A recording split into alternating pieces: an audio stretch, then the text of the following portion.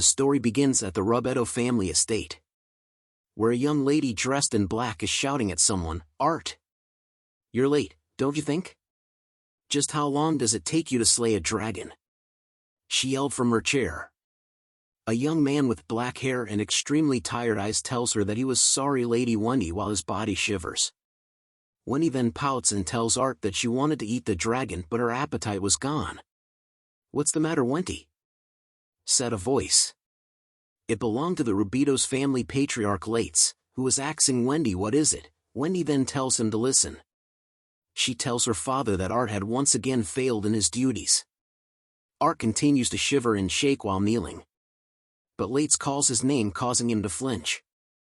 He looks at Art with disgust in his face, calling him a useless imbecile, and that he had entrusted Art with the role of butler to his beloved daughter, but had completely failed to meet his expectations.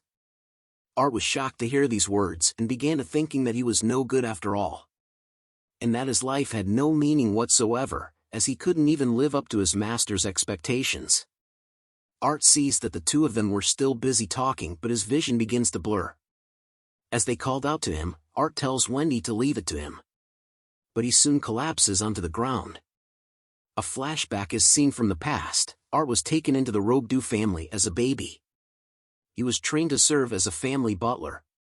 Long ago he and Wenty got along well, but things eventually changed. Wenty had soon developed a strong temper. Additionally, she demanded more and more, from housework to slaying beasts. In the end, Art had developed magic to serve her. Day after day, Art had done so many tasks just to meet her demand. Eventually, Art stopped thinking and began to move autonomously. A cat is seen on Late's lap as he speaks out about the fact that Art had collapsed from exhaustion. He tells Art that they could easily replace him and that he should get out of his sight, as Art was now a useless crap. Art is then seen locked outside the family's gates. With his eyes still tired, he bows his head towards them. Art begins to walk through the snowy forest with his exhausted soul. He thinks about what he should do now. He doesn't see a rock and trips over it, falling flat on the ground. He begins to form tears in his eyes as he felt worthless after being fired. His bottle of water leaks out as he lays on the ground in the forest till night time. Snow began to fall from the heavens, which slowly covers Art as he continues to lay on the ground without moving. He thinks about the fact that he only wanted Wenty to smile. Just as a wolf approaches growling, a fierce-looking wolf slowly walks towards Art, its eyes focused on his body as he remained on the ground. It soon lunges towards him with its sharp fangs, but Art had manages to block the wolf's attack with his blade, sending it flying towards a tree. Art looks at it with lifeless eyes. He then begins to walk towards it. Slowly raising his sword into the air, he tells the wolf that he was sorry. But a small yap-yap sound is heard, catching his attention. It was revealed to have come from a bunch of baby wolves that were shivering and growling at Art. He sees that the parent wolf began to stood up, and he watched them slowly disappear from his sight into the snowy forest. Art then looks at his sword in his hand. He squeezes his sword arm, thinking how close he was in becoming a monster. He then spots the bottle he dropped and sighs deeply at the loss of his water. He then decides to head west where he could join the guild to make some money. Art had decided to sleep within a tree to hide from the cold weather. Through his journey to the west, Art had various encounters, ranging from being friends with a squirrel who helped him check if a mushroom was poisonous, facing off against a wild boar, and cooking the boar as a meal at night, and soon they finally parted ways with each other. Art had finally reached the city of Firen. As he walked through the crowds of the city, his dark aura surrounding his body caused others to be alerted to his presence. He soon reaches the Guild of Firen, where there were various people inside. Art was looking at the mission board, wondering what was the most fitting job would be for someone who was raised as a butler. With his tired eyes, he spots many extermination requests. He then grabs onto a mission letter, which was a laundry request for the Isfi family, which was perfect. He quickly rushes to the counter and tells the lady that he would be the one to take the Isfi family laundry request. The lady was shocked to hear this, and so were the other members of the guild. They tell him that countless people had tried that quest already, and that Art was being an idiot for taking it, and that he should give it up, just as the lady at the counter was telling Art that the quest was not just any laundry request, but that nobody had succeeded in it till now. but something interrupts their talk as they both look behind. Art turns and sees a beautiful lady covered in blood, which made time feel like had stopped for the both of them. Art looks nervously at the lady covered in blood. The guild members talked amongst themselves, saying that it was Isfi the Ice Princess, and that she was both a novel and an adventurer. She sends a glare to the members which forced them to turn and walk away from her, but Art was blushing as he stares at her. She then throws the sack onto the counter, saying that she had brought the quest items, which were several boars. The lady at the counter thanks her for the hard work. She then informs the Ice Princess that somebody had accepted her quest to do her family's chores. She wondered where the person who accepted the quest was. As she looks around, the lady at the counter tells her that Art was behind her. Art and Urk both stared at one another in silence. Urk then breaks the silence by introducing herself as the eldest daughter of the Isfi family, Isfi Urk. She then asks Art who he was. She tells him to spit it out, which he nervously agreed to.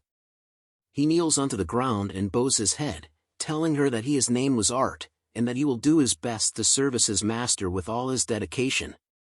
The introduction left Urk to be stunned upon hearing it. Art then realizes that they had spouted a line that he had used as a butler. But Urk looked at him with an intense glare. She then tells him that monster blood doesn't wash out easily, and that it takes an entire day to clean one piece of clothing. With all that info, did he still want to give it a try, she asks. Art then looks up at her, telling her that he still wanted to do it. Urk then asks how long would he need. He tells her that he just needs an hour, which shocks her. Urk looks at him curiously and then tells him to come with her.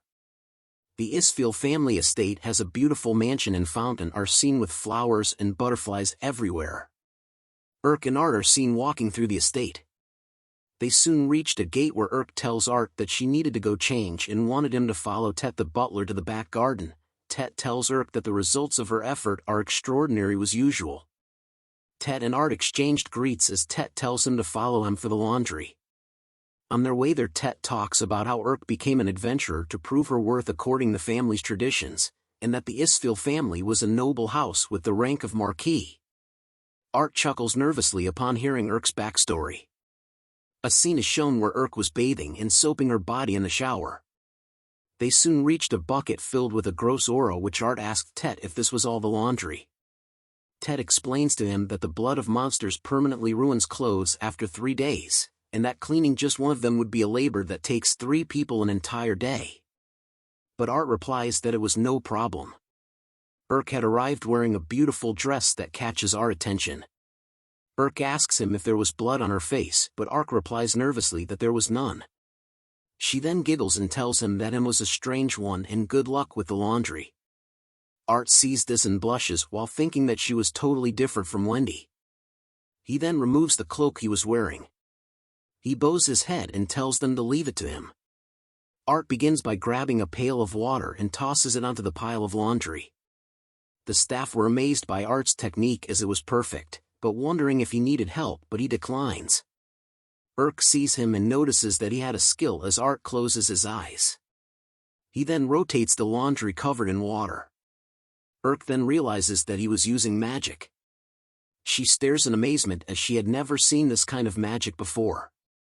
Art smiles as his magic was being casted. He had created this type of magic to do all his chores, making it his very own original domestic magic. Called bubbles, as multiple bubbles started to float into the air and around the estate. Urk sees the bubbles in the air and smiles, calling it beautiful. The laundry was now hung onto the line to dry. The staff gathered around it and commented about how it looked brand new and was spotless. Tet then turns around to ask Art how he did it. Art then explains that he had followed the concept of slimes that could absorb and digest anything they touched, and based on that principle, he had made a digestion spell to replace the digestive fluids with detergent to clean things. The staff was impressed that Art had made use of a monster's behavior and that it was brilliant. Urk then calls out to Art. She apologizes to Art for doubting him, which shocks both Tet and Art. She then tells Art that he was amazing for solving a problem so easily, as everyone was working hard to the bone over her laundry.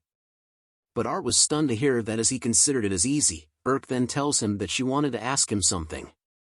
She asks him if it would be alright to call on him again, which caused Art to recall Wendy's strict commands. he immediately kneels down in front of Urk and tells her that he was hers to command.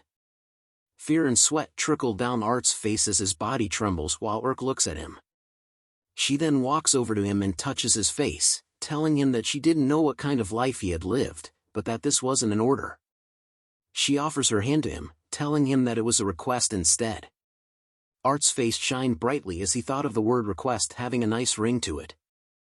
He recalls his past memories of when he was given orders constantly and that he didn't have a choice. As the staff gathered around Art, he realized that a request was different. He smiles knowing that he had the right to decide for himself. He smiles happily and tells Urk that if it's her request, just leave it to him, as it was from now that Art had began to live life. Art soon wakes up from the daylight of the morning into the sound of birds chirping. Urk sat beside him and tells him good morning. Art was stunned to see Urk after waking up.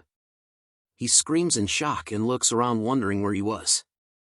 He thinks deeply about why he was in bed, but could not remember a single thing. He looks around the room once more and sees Urk thinking that he did something he shouldn't have. Art then covers himself with a pillow to hide his embarrassment from Urk as he was in her room. But she asks him what was wrong and if he couldn't remember. As Art was hiding and blushing, Urk explained to him that after doing the laundry yesterday, he had collapsed from doing all the laundry at once. Art hits himself with the pillow thinking about how he had pushed himself too far using magic. Urk leans close to Art asking how he was feeling now. Art lifts the pillow up and tells her that he was much better due to her generosity. But Urk had to make sure and touches his forehead telling him not to lie as he still looked pale. This action caused Art to be knocked out as she tells him that Tet had prepared his reward. Tet brings in a huge chest filled with endless gold. Art was surprised to see the large amount of gold. Urk tells him that the Isfi family could afford this and asked if he had any plans elsewhere. He tells her that he didn't. Urk then snaps her finger calling for Tet. After a while, Art was seen wearing a brand new set of clothes. He asks Urk if it was okay for him to wear these as they were very nice. Urk tells him that it was clothing prepared for servants and that she plans to keep Art in her employ. She then tells Art that the clothes looked good on him. Hearing this made Art blush as he bows his head to thank her for allowing him to serve her. But Urk smacks Art, causing him to scream in pain. She looks him straight in the face and tells him to cut the formalities as they were the same age. Art smiles happily upon hearing those words from her. The three of them are then seen walking through the corridors to head to breakfast. On their way there, Art whispers to Tet about why Urk was acting so nice. Tet then explains to Art that Urk was the head of the family and was known as the Ice Princess, and if he had heard the rumors from the guild. He then continues to say that there were many nobles who hated commoners, which caused Art to recall Wendy's face, and that Urk absolutely hated those kinds of nobles, which also meant that Urk couldn't stand being in the presence of such individuals. Urk was the only noble they knew that shared the same perspective as commoners, making her a truly kind person. Art smiles happily hearing about Urk being a nice person as he knew that she had a lovely heart as well.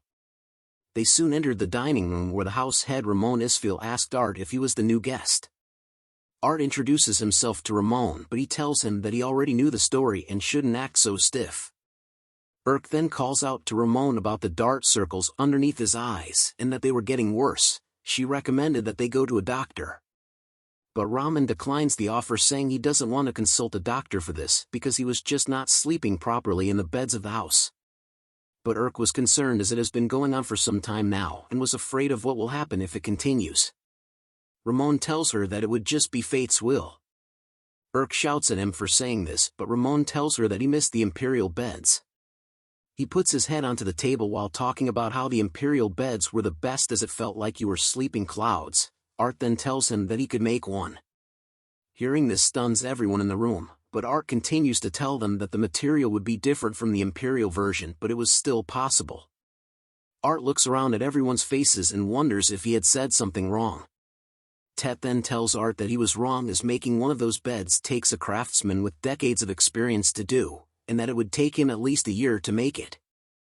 Art then tells them about how his previous lord forced him to make it from a glance, causing everyone to think of Art being a poor thing. Ramon then offers to pay 10,000 gold for one bed, which shocks Art.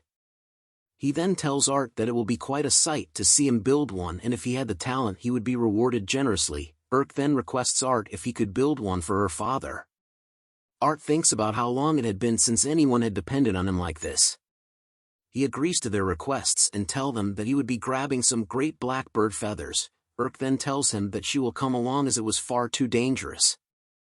In the Dorado forest area, Urk and Art are seen on a tree. Urk asks him if the feathers of the blackbird were extremely hard and dirty, making it hard to be like the imperial beds. She then recalls that the feathers of a great blackbird would make for some of the best adventurers' armor out there. Art then tells her to relax, as he wanted to show the people that needed him how well he could handle it. Urk agrees reluctantly and mentioned that the blackbird was a B-rank medium-sized monster which would be difficult to defeat. She then tells him that when it comes she will be the one to hunt it down. But Art tells her that he would do it. He then thinks about how the moment was strange as the blackbird should be roaming around here at this time of the day. A fierce roar was heard in the forest, catching Art's attention. "Above us!" Art shouts as a huge blackbird appears from the sky. It crashes into the tree where they were, causing a huge explosion. Urk tells Art to get down as she will be the one to hunt it down as they face off against the great blackbird. She then rushes towards the blackbird, shocking Art. She swings her massive sword towards the blackbird, but it deflects her attack with its black feathers. A chemical was then seen sizzling in the blackbird's mouth, which Art notices as an acid attack that he couldn't allow Urk to be hit by. He then casts his magic enhancement paralysis on his dagger and throws it towards the blackbird. It lands into the blackbird's throat, making it paralyzed. Seeing that the blackbird was paralyzed, Art exhales deeply and took a focused sword stance and soon unsheathes his blade from its cover. With a simple dash and slash, Art slices the head off the blackbird. Urk was stunned to see this as the blackbird's head falls to the ground. She calls out to Art, who asks her if she was okay, but Urk asked him what that sword technique was as she couldn't even see the sword hit it. Art says it was no big deal as he just casted his paralysis magic enhancement. Urk was shocked to hear that he could use such magic. She explains to him that there were only a handful of people that could do something like that. But Art tells her that they needed to skin the bird for the feathers. Urk then shows a hesitant face, which caused Art to ask her what was wrong. She tells him that it was nothing and took in a big gulp before stabbing the bird with her knife. Blood exploded all over her as Art stood in the back, shocked at what he was seeing. He then asks her if this was the reason why she was always covered in blood, to which Urk replies that he shouldn't telling anyone about this. Urk was then seen in the showering, washing herself with bubbles and soap all over her body. She then looks at the bucket filled with feathers and asked Art if they could really use these hard black filthy feathers for a bed. Art tells her to leave it to him and soon casted his original magic. Bubbles and feathers soon floated into the air due to Art's magic as everyone stares in amazement. They hold onto the newly washed white feathers as Art explains to them that the blackbird's feathers were white and soft, but after years of dirt they turned black and hard. Urk praises Art for his incredible knowledge. He then tells them that his previous employer wanted blackbird for dinner, making him study them a lot. They began to say it was fate and a coincidence that Art showed up like this. Hearing those words make Art blush, and he tells them that he could make more. After a while, the newly made bed was placed inside Ramon's room. He then leaps onto the bed and bounces. He tears and laughs as he sleeps on the bed. Urk and Tet couldn't believe that they were seeing him laugh that way. Ramon then yells at them to get out of his room to allow him to sleep. After some time, they peek into the room and could see him sleeping soundly. All the staff rush to Art asking if he could make one for them as well. Art agrees and smiles at the thought of making everyone happy like this. He then agrees to make a bed for everyone, causing all of them to celebrate with joy. Tet then asks Art about what he was going to do next, and that with his powers, some nobles would want to abuse it. Art thought deeply about his past with Wendy, and tells Tet with a smile on his face that he just wants to see everyone's happy faces. Urk smiles at his answer and tells him that she will be the one to protect his smile. Art blushes at the sight of Urk smiling at him. Tet sees the both of them laughing and smiling. As time passes by, Art then tells them that he will be heading back to his room first. But Urk grabs onto his wrist, telling him to wait, and asked if he could come to her terrace tonight. Urk is seen standing on the terrace as night falls. Art arrives and sees her face being lighted by the moonlight. He stares at her, dazzled by her beauty, as she turns to him and says, "You're here, Art," as the moon shined in the starry night. Art mentions to her that Ramon was now sleeping soundly, to which URL replies that it was thanks to him. He was glad to hear it, and soon a silence fell upon them as Art looks at Urk nervously while blushing. They soon caught each other trying to speak at the same time. Urk then decides to go first.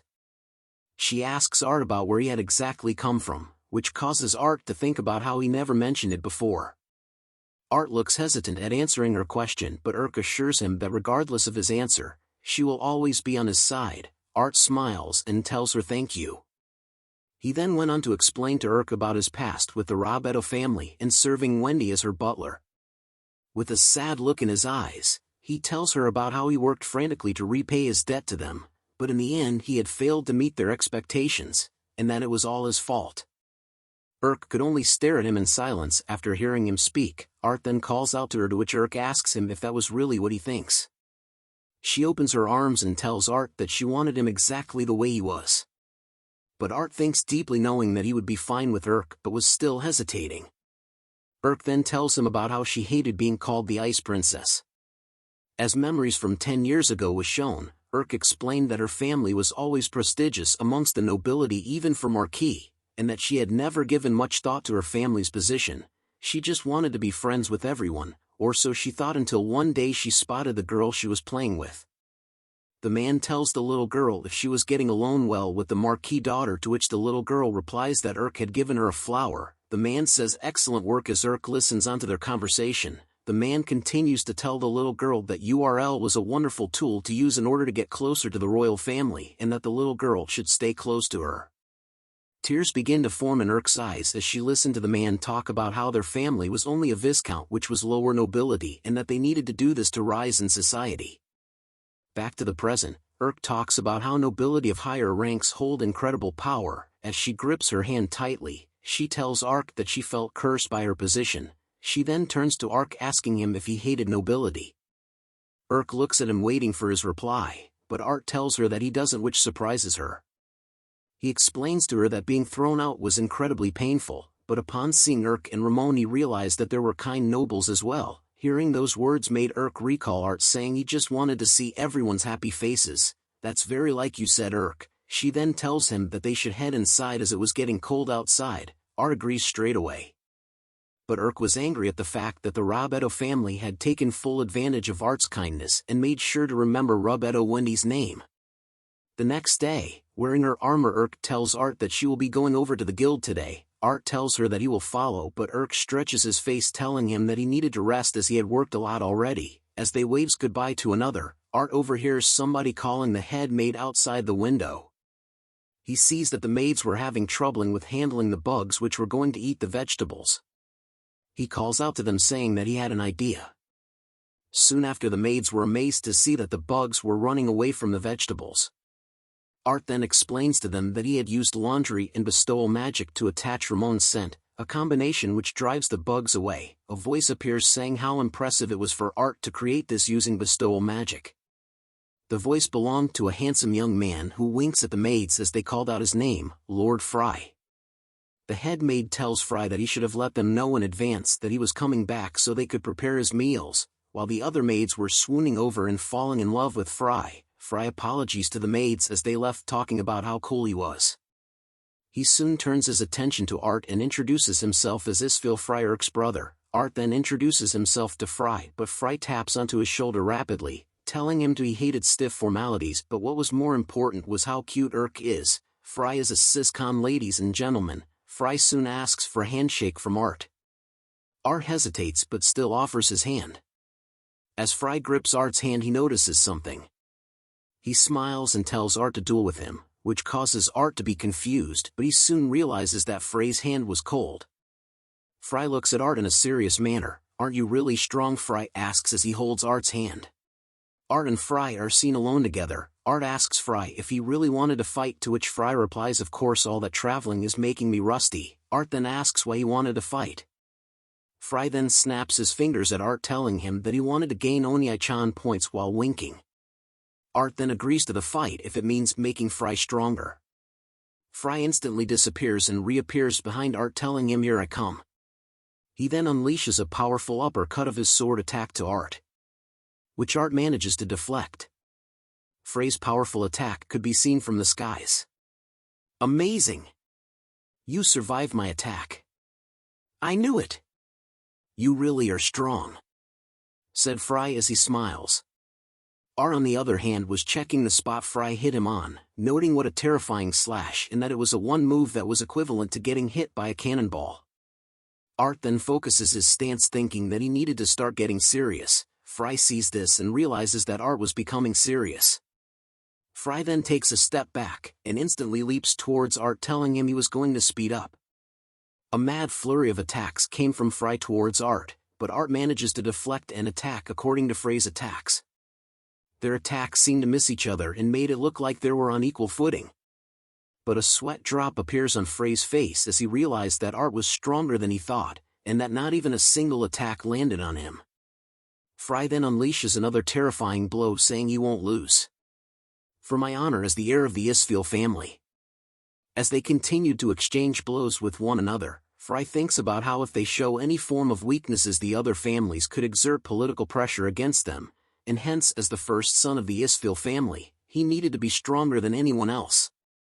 In order to protect both his family and people. And in order to protect Urk. Just as Frey was thinking about going all out, he wondered where Art's limits were, but Art calls out to him. He tells Frey not to hold back and to wear him down. Frey hears this and decides that he won't hold back, summoning a huge ice flower in the skies above the two of them. Ramon was in the mansion when a loud noise throws him off guard. He looks out the window and sees the huge ice flower in the fields where Frey and Art were. Ramon wonders if it was Frey's doing and that he had came back unannounced. Frey explains to Art, who had been crushed by the frozen flower, that he could use bestowal magic with refrigeration to create ice. Ramon thinks about Frey's magic, about how that ice and its temperature in the air was lowered to condense the water vapor into ice, which was then formed into a weapon. But cracks soon started to appear in the flower frozen. Art had broken out of it without a single injury. Frey and Ramon were surprised to see that he had smashed the ice magic flower. Frey remarks about how amazing Art was and asked how he did it. Art then tells him that it was nothing special, as he just used his bestowal magic called friction to heat his sword and melt the ice. Ramon analyzes Art's words and noted that since magical ice is strong enough to shatter steel, however magical heat counters it. Ramon remarks how very clever. Frey looks at Art in amazement and noted that he sees why Urk took an interest in him. But Art replies nervously at the comment and mentioned that he and Urk had only met recently and thinks only about being useful to Urk. Both of them soon regained their serious game faces and lunge at one another at great speed. As their blades collide, Frey thinks about being an ultra-cool big brother, while Art thinks about paying back his debt. They stare at one another seriously once again and began their flurry of attacks against each other once more. Frey shouts out that this is interesting, very interesting. Art tells Frey that he was quite strong as he had never seen these techniques before. Frey smiles and thinks that Art was still holding back. He then tells Art that he was only at 70% of his power capacity as the sky starts to darken. A huge godly wolf with white eyes soon appear behind Frey as he tells Art that he will get serious. A calm and serious look was in Frey's eyes as mist appears all around them. He takes a serious fighting stance, recalling that in the distant past during the war between the gods and titans, a titan was known as the Great Wolf amassed fathomless power in a bid to destroy the gods with its prey in its sights. With one decisive blow its jaws rent the earth asunder and devastated the world. Frey then rushes towards Art with his god wolf as its attack was called Fenrir. Art sees this and begins to stand in his sword stance. It is said that a master is someone who becomes one with their technique, with a single technique in their whole being. They give their all to courageously strive forward, to transcend the limits of human reason.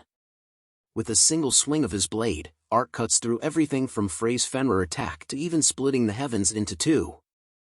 Art's sword breaks as he points the broken blade into Frey's face. Art was disappointed that his sword had broken and needed to still improve. Art recalls that the technique he used was a technique of the primordial creation which he discovered in the royal capital's archives and had diligently worked on improving it. Frey's face was filled with shock, but his son chuckles then laughs while slapping his face. He tells Art that he had one and that he was really strong. But Art refutes his statements and told Fry that if he didn't use magic he would have lost.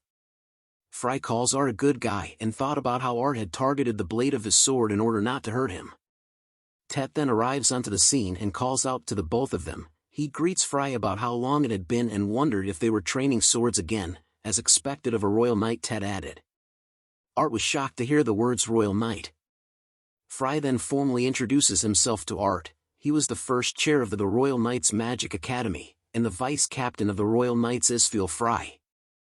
He then winks at Art, telling him that he was basically the captain already and that he should keep it a secret, as only the king and Isfi family knew about it. Disgusting, said a voice as a hand smacks a teacup away. We are now back in the horrible Rubdu house where a servant is apologizing to Wendy. She bits her nail thinking about where Art was and why her father had thrown him out. Her father then appears from behind the door wondering what the matter was. Wendy points at the servant and tells her father Lates to fire him, but Lates tells her that she would have fired the 10th servant so far and wondered if they were all that terrible. But Wendy screams at him, telling Lates that they were all awful and how she hated this while wishing that Art was still here.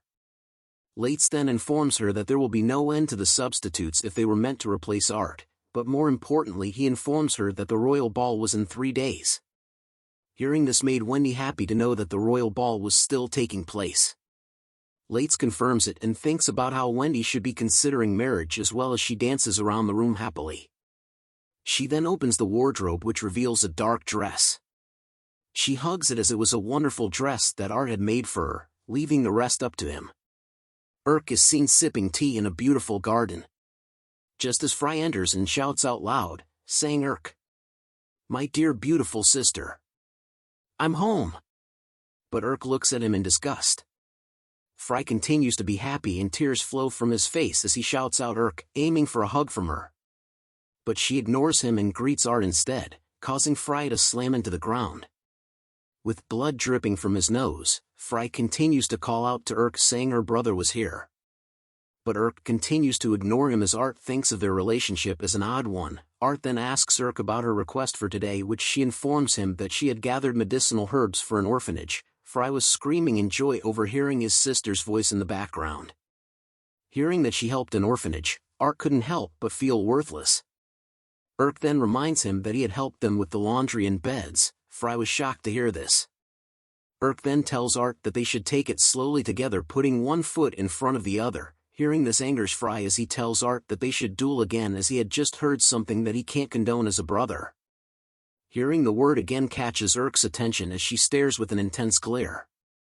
She yells at Fry asking if he was bullying Art, but Fry nervously tells her to stop it as he didn't do it, but an angry aura still arose from Urk as Fry tried to deny her claims. "Big brother, I hate you," yelled Urk, which broke Fry. He collapses onto the ground, saying it was all over and that his world had come to an end. Ramon then enters asking what the ruckus was all about. Fry calls him daddy and tells him that Urk said she hated him. Ramon then tells him to say sorry, to which Fry didn't want to do. Ramon then asks why he was home, as there must be a reason for it. Fry then tells him that he had a message to deliver, and with a serious look he informs him that it was about that event. Art was curious about what event it was, but Ramon deflects the topic and asks what their plans were for the royal ball. Urk looked unhappy as she tells him that she didn't want to go, but Ramon reminded her that the Duke had requested for her audience. Art thinks about how the royal ball was a gathering where all of nobility get to strengthen their ties. Fry and Tet then declined the invitation to attend the ball as they were busy, which shocks Ramon as he was the one asking. The three of them then started thinking about who could attend in their stead. They needed someone who was reliable, had proper etiquette, and someone whom Urk could rely on. They all gaze at Art, causing him to fluster. Urk looks at him and decides that if Art was going, she would go. Hearing this made Art blush. Tet then agrees with the decision, as Art would be the perfect candidate to be a bodyguard to Urk and a representative for Fry. He then asks Art if he could represent the Isfi family. Art took a moment to think and wondered if he could be useful to Urk. He then bows his head and agrees to take on the duty, making Urk happy as she tells him that she appreciates it. Urk then returns to the mansion as she needed a dress to be made. The head maid appears and informs Urk that she had grown again as she measures Urk's body. She blushes upon hearing those words and tells her not to say it. The head maid then informs her that since Art had arrived, her chest has gotten even bigger. She then advises her that when a woman becomes aware of a man, their body will imitate certain developments. Essentially, the woman wishes for the man to view her as a woman. Hearing this causes Urk to blush heavily, as she wondered who she wanted to view her as a woman. But soon Art's face appeared in her mind. She was shocked and wondered why she had imagined his face. The head maid giggles and mentioned that they needed to have her bust enlarge. She whispers to Urk and asked if they needed Art's assistance, but Urk brushes her off, calling her a fool and that it was not needed, but the head maid teases her, saying that they just needed him to adjust her size. The two of them continue to argue about Art. Ramon is then seen asking about that event. Fry informs him about the eclipse locusts that he had brought up at an inappropriate time. Roman noted that it was taking place this year too, and that every few years, they would make an appearance in millions, destroying land and villages they sweep across the country. Fry tells him that the locusts had already struck Paul. Ramon notes that he was already informed, to which Fry expected, as he was more updated than the Lord Chancellor. Roman replies that the Lord of Paul was a friend and asked what he thought of Art. Fry responds that he thinks of Art as a good and honest kid who was a genius that was born only once every 1,000 years. But Ramon felt bad about Art's past history, which was incredibly harsh. Fry was glad they found him, as the bed he made was dangerously comfortable. Roman then tells Fry to leave the locusts to him and wanted Tet's report on the house of Rubedo. Tet reported to them that the former staff had told him about a dark rumor, which tells them that the Rubedo family had access to large sums of money from unauthorized sources, which were perhaps illegal businesses or other risky ventures. Roman hears this and thinks deeply, hoping that nothing happens. Night arrives and a carriage is seen in the forest. Art and Urk were sitting inside of the carriage. Urk had a sad expression on her face as she looks out the window. She then calls out Art's name. She touches the window and tells him that nobles are troublesome people. Hearing this made Art sad as he looks at her. He then calls out to Urk, who asks him what is it. He tells her that she looked beautiful. But URL tells him not to flatter her as the dress didn't fit, but Art tells her that she looks like a goddess. He then takes her hand and kneels before her, telling her that he swears to protect her no matter what may come. Urk and Art stare at each other, as Art had decided for himself that he won't be anyone's puppet. And that he was sure it would be fine for now, just as the carriage heads to a castle in the horizon. Urk and Art soon arrive in front of a giant door of a mansion with guards stationed outside. Art looks at Urk, who showed an uncomfortable expression on her face. He stares at her deeply before bringing out a perfume bottle, to which he casts cleanse and enchant perfume on her. He asks her if that had helped calm her down, to which Urk just stares at him. He then bows in front of her, asking if she would be so kind as to allow him to escort her. She gives a faint smile and says gladly. They soon enter the mansion with their arms intertwined with one another. The other nobles see Urk walking through and commented that she was as beautiful as an angel, and that Art wasn't too shabby himself. Urk felt embarrassed and thought of somebody who didn't come, but Art tells her not to worry, and informed her that he was here after all. Urk blushes as she hears those words from Art. The musicians in the hall began to play music. Urk and Art soon started to look around and noticed that the people around them were dancing. Art then calls out to Urk, offering his hand, and asked if he could have the pleasure of dancing with her. The both of them smile at one another before Urk agrees and holds his hand. They held each other close as they danced to the tune of the music. The more they danced together, the more embarrassed and shy they felt towards one another, which they noticed, but they soon laughed it off together and continued to happily dance to the music. Just as they were dancing, a lady notices them from afar. A lady rushes into Art's body and hugs him, interrupting the dance between him and Urk. Art was surprised by this sudden action. He recognizes her as Her Highness Leah, who tells him that they finally got to meet. Urk was stunned to see this as Art asks her to release him from her hug. Leah calls Art a wonderful person, which confuses both Art and Urk. She then recites the fact that Art was the one to save her Leah Drab from a dragon's wrath and was her knight in shining armor. She then tells him that she couldn't hold in her eagerness to meet him. Urk then interjects into the conversation. She asks Art why he had never tell her about this, but Art apologizes as he thought it wasn't important. Leah then recommends they go somewhere quieter first. Wendy had soon arrived in the hall wearing the black dress that Art made and was carrying a black fan with her father behind her. She walks through the hall as the people around her wonder why it was nosier than usual, and that it was because the princess had made an appearance. But Wendy was focused on what they were thinking about the dress that Art made, and if they couldn't take their eyes off her now. She then talks to her father wondering about which of the nobles had he picked to be her fiancé. Lates then points to a certain individual that was her future husband, but shock was written in her eyes as she sees where he pointed.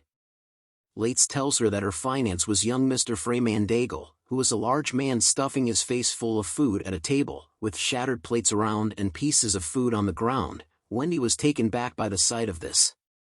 She quickly turns to her father asking if he was kidding and that there was no way she could be with such an unsightly pig. But Lates immediately slaps her right in her bitchy face. Lates nervously laughs out loud and apologies to Freyman for the noise, and stated that Wendy was talking about the food. Wendy was in shock as she held the spot where her father had slapped her. She though about how it was the first time he had hit her just as Lates recommend they meet Freyman in the kitchen. Freyman's face was revealed up close with sauces on his face. He calls out to Wendy as his fiancée and tells her to come here. Wendy tears up upon seeing this horrible scene, as her black fan remains on the ground. Back to our favorite group, Urk asks Leah and Art how they were acquainted. Art explains to her that he had some business in the royal capital while Leah commented that he looked so cool when he defeated the dragon.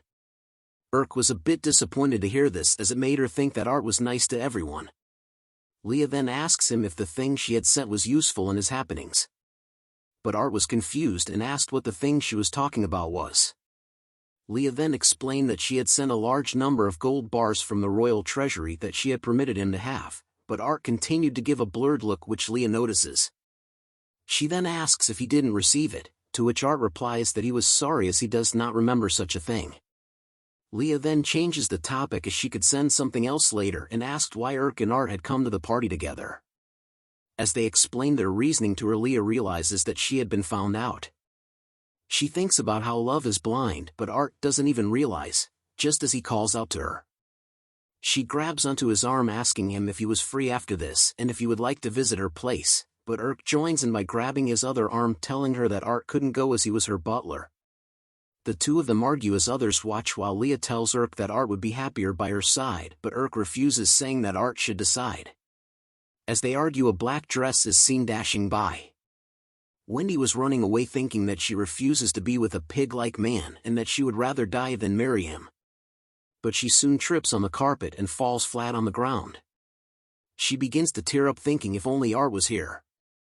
As she lay on the ground with tears in her eyes, she overhears Urk and Leah arguing with one another. She then spots Art's flustered face between the two girls. Her face was filled with shock and then anger as she calls out Art's name, which he hears. "There you are!" she yelled as she walked towards them. Urk, Leah and Art were all stunned to see Wendy in front of them. A memory flashback is shown 8 years ago where there are signs on the gate with the words "Dunce, idiot, dumb girl, incompetent family." A young Wendy is seen upset while a young Art watches over her. She asks Art if he could go and punish the meanies. But Art tells her that they shouldn't as she would regret trying to go against. As young Miss was a nice person, he said with a smile. But hearing those words made Wendy angry as she wondered why he didn't save her. She thinks about how she was the only one who was suffering, which was unacceptable to her. Wendy asks Art with a smug look on her face where he was this entire time and if he had quit being her butler. But fear and shock made it hard for Art to reply to her. Seeing this angers Wendy as she turns and tells Art to leave with her. But Urk tells her to wait. She asks if she was Wendy Robetto. But Wendy asked Urk who she was. Urk didn't reveal who she was but instead told her that the rumors of her evil treatment were true. Wendy wonders who this high-handed woman was and sees her sliver hair, which belongs to the Isfi family. Wendy recognizes her as the Ice Lady. She then bows her head to apologies for her discourtesy and wonders why Art was with the Isfi family. Urk tells her to stand down and that she would overlook her impudence this time, but she needed to separate herself from Art. But Wendy tells her with a glare that it was up to Art to decide. The two of them soon enter into a staring contest. Art didn't think that this would happen when he decided to come here. But Wendy gives him the bombastic side-eye, telling him that her orders are absolute. Art's mind suddenly went blank upon hearing those words, and sweat began to drip more down his face. He soon realized that his words won't come out of his mouth.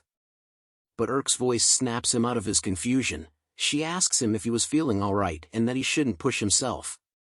But Art tells her that it was nothing. Irk felt concerned as she heard him.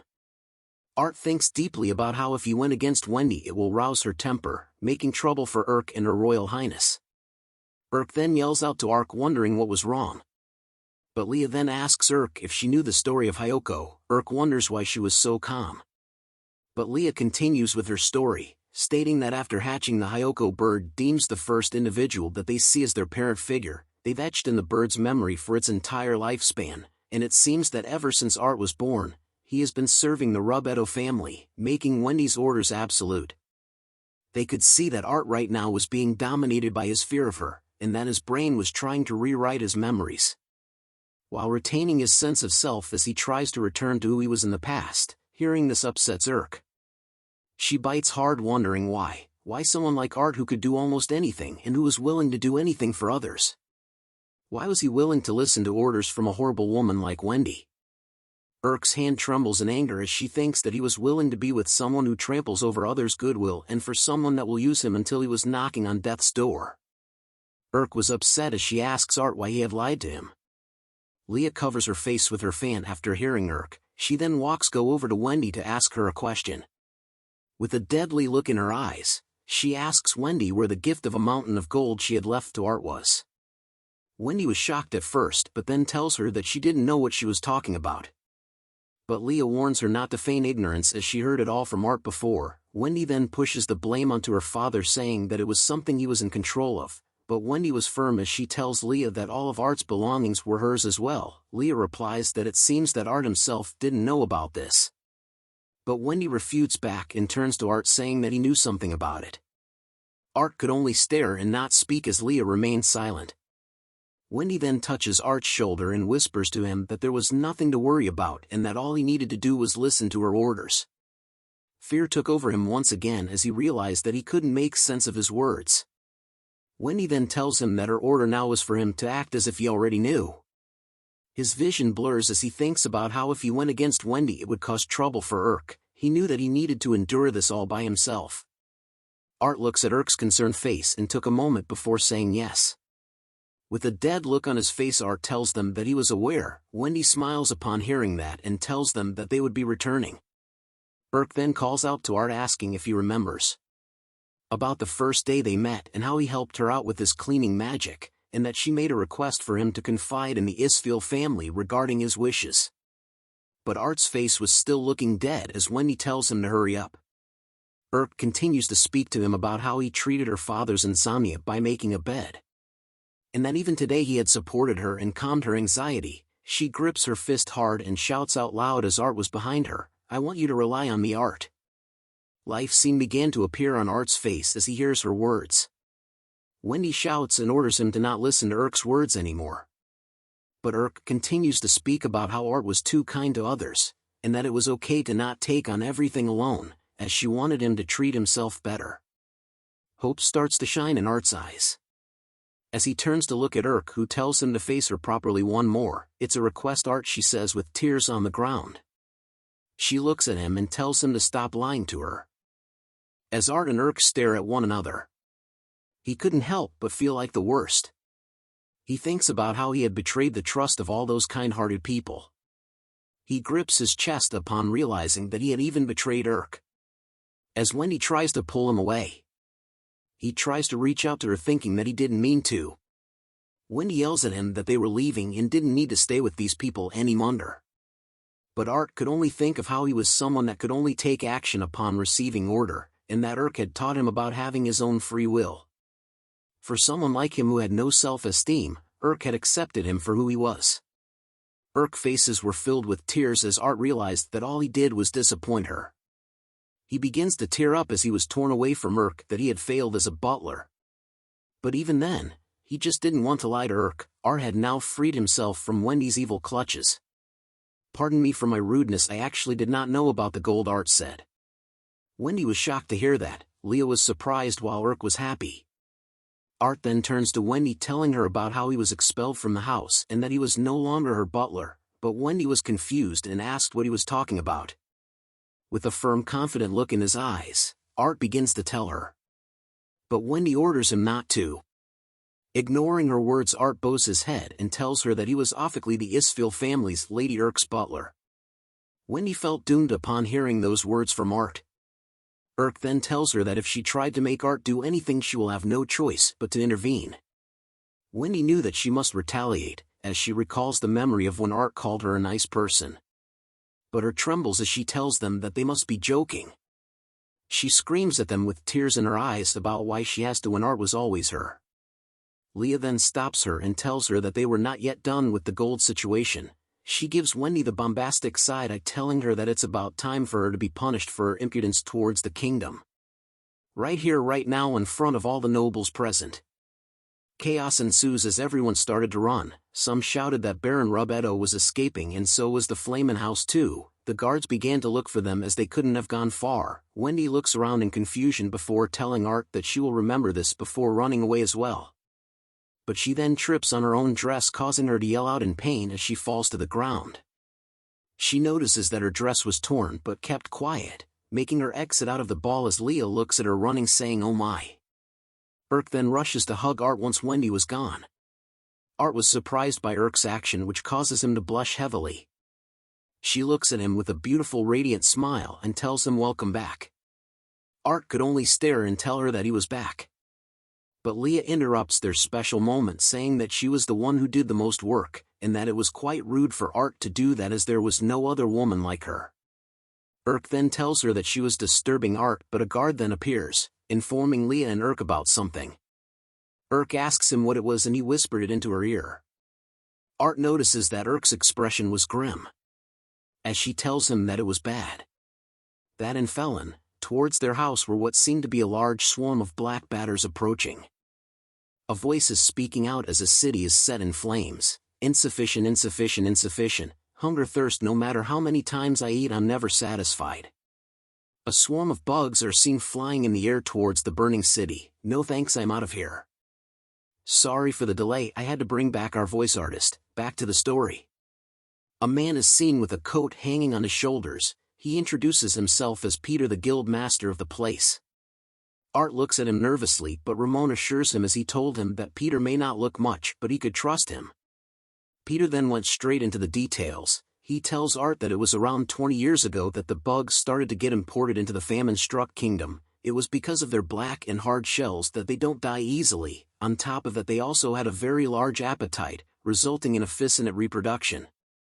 Art recalls from the royal capital books that it recounted that there was a swarm of between 100 million to a billion of them. Peter then informs him that the cities of Onyx, Pearl, and Garnet had already been decimated. Ramon added on that there was always a substantial amount of damage.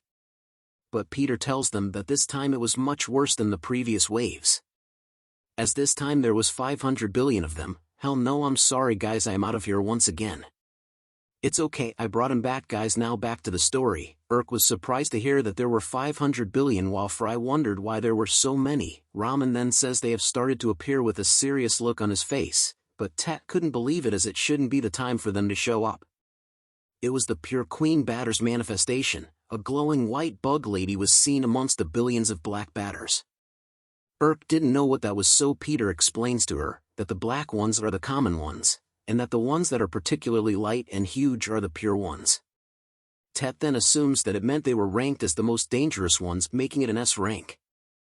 Peter wanted to beat it first, but realized that it only takes one of it to raise an entire country to the ground. Ramon then asks how long until it arrives. Peter tells him in 1 week's time. Fry shouts out that it was too soon and that they wouldn't be able to make it after forming the extermination party, but Ramon tells him that it was not all. He points to the map of Drad, informing the others that if the bugs continue on their route, the royal capital Drad will ultimately end up getting attacked.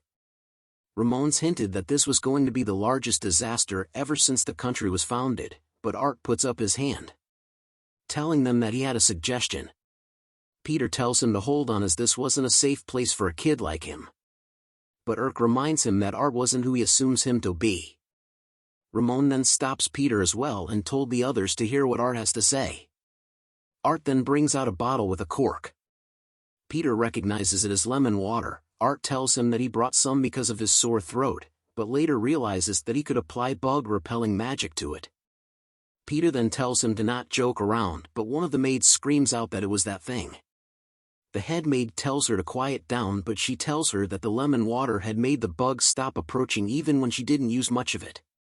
Art then tells them that if all goes well, it could buy them time for the next 2 days. Fry wonders if Art was serious, while Tet was surprised to learn that they could slow down the great disaster. Roman was impressed at the idea and that it came from the guy who made his bed. Fry and Irk praise Art for his idea because of his exceptional abilities and that he was already stronger than Art. Peter looks impressed by the idea, and he soon turns his head towards Art asking if he can do it, kiddo. Art was happy to hear those words. Ramon commented on how blunt Peter was, but Peter assures him that he couldn't help it as he didn't know any other way to ask for help. Art then calls out to Peter, bowing his head and telling him that he could leave it all to him. Ramon then informs them that he will send a message to the king so that they could gather troops, and that he will leave the rest of the work to Art. Art was happy to hear that Ramon considered him as part of the family. He recalls the happy memories of the Isfi family, and firms his resolution in ensuring that no matter what happens he would protect the Isfi family. Irk stares at Art and wonders how amazing it was for Art to stand up for anyone. Peter then tells them that he would collect everyone's information and would meet them at the guild in 2 days. Irk was then seen standing still in the shower as water continues to pour over her body.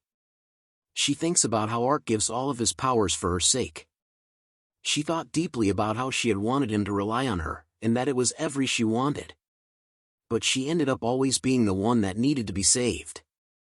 She ponders these thoughts as the shower water continues to pour into the drain. A carriage wheel is seen speeding at a fast rate as a voice spoke out wondering if it was okay for them to sneak out without informing someone. It was Leah and her servant who were speeding away, as Leah thought about how she couldn't allow the Ice Princess to take Art away from her. "Wait until I get to you, Art," she yelled out as many carriages are seen riding fast. Few black batters are seen on a grassy patch, as Art remarks about how they were able to find some nearby and that after all the research they couldn't believe that they were just in the garden, which would be of great help. Art greets them good morning and counts from 1 to 5. Irk notices that there were a lot of books on the table. She asks Art if he went through all of it, which Art replies that he did since they didn't have much time. With a concerned look on her face, Irk tells him not to overwork himself and that she could help if he needed it. Art then recalls the moment when Irk had told him not to lie to her back at the party. He thinks deeply about how he had decided to no longer worry Irk anymore. He then thanks Irk for her offer and took note of the fact that the black batters who loved the wheat he had poisoned with enchanting magic. He thinks about coming up with another plan if this doesn't work, but a voice calls out to him telling him to wait a second. Princess Leah had appeared at the door. Art was shocked to see her while Irk scolds her for not knocking on the door at least. Leah talks about what a wonderful greeting Irk gave her. She then smiles happily and informs Art that she came to help, bringing along servants who were carrying massive amounts of gold bars. A huge pyramid of gold bars was soon formed in front of Art and Irk, to which Leah tells him to accept it this time. But Art and Irk were stunned due to the golden light that shined brightly into their faces, while Leah tells Art that the amount of gold bar were a little lesser than the amount she gave before, but the gold here amounts to about 5 million worth split between all of the gold and old grimoires. She then informs them that she had also brought the required materials in regards to the black batters. Irk then tells her that the gold was a bit too much, but Leah yells out at her saying it was not that much. She then approaches closely to Art and asks him about his reply. But Art was confused by what reply she wanted, which shocks her. Her drops down as she realized that Art had tricked her, but Art comforts her by saying that he didn't know what she was asking for. With tears and while biting a cloth, Leah tells him that she wanted to know his reply to her marriage proposal. Both Art and Irk were surprised to hear this and wondered when she proposed to him. Irk then yells at Art and asked if he was serious. Leah then explained that on a fateful day, he had saved her. Leah had felt the red string of fate pulling them together as if the heavens had willed it. Irk calls that crazy. In the background the black batters were discussing marriage, and called it crazy. Urk then tells Leah that Art was part of her house's name and she would like it if Leah stopped pushing him around, but Leah talks back asking Urk about when had he become her possession. Art quietly and nervously asked if they could stop fighting as they both continued with an intense staring match. Leah looks at Art and asks him if she was not to his liking, but Art replies by saying that wasn't the reason. She then offers him a book about explosion magic which allows him to trigger surrounding explosions. Art yells out that he didn't need such an obnoxious spell. Leah pouts her face upon hearing Art's refusal. She then tells him that she would help in another way. Art asks her if she would be interested in anything, to which she replies of course. Art then points at the black batters and wonders if she could help him with them, but Leah was shocked to see them. Art sees her shaking and guesses that she won't be helping. But she agrees nonetheless, surprising Art as he asks if she was sure. She gives a weary look as she tells them that there was not a single thing she couldn't accomplish. But Urk tells her that her thoughts were written all over her face as Leah recalls a traumatic memory of black batters. Art was happy to hear that Leah was helping and told her he needed to have a few things to do. Urk then asks him where he was going exactly. Art tells her that he was going into the woods. Urk yells at him that he couldn't go outside because of the queen batter causing the monsters to go savage, begging him to at least take her with him, but Art declines as he didn't want to get Urk injured or leave Leah alone. He then tells her that he was alright and was merely going to get adventurers from the guild to help with the situation. Urk was sad that Art refused her help. Art sees this and assures her that if she came with him, he would have to look after her and that it would be troubling if she got injured. Urk then holds her hand, telling him that even as a noble, there were times when her belongings get cursed. She peeks at Art and looks down, knowing that she would always be the one that needed to be protected. She tells Art that she understood. Art was still concerned and calls out to Urk, but they notice that Leah was staring at the both of them.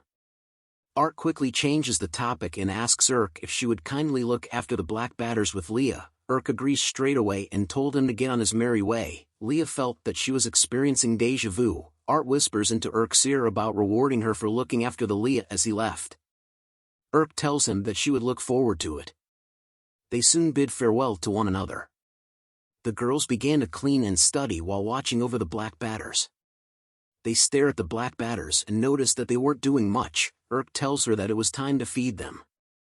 They watch as the black batters ate an apple to its core and noted that they would eat anything.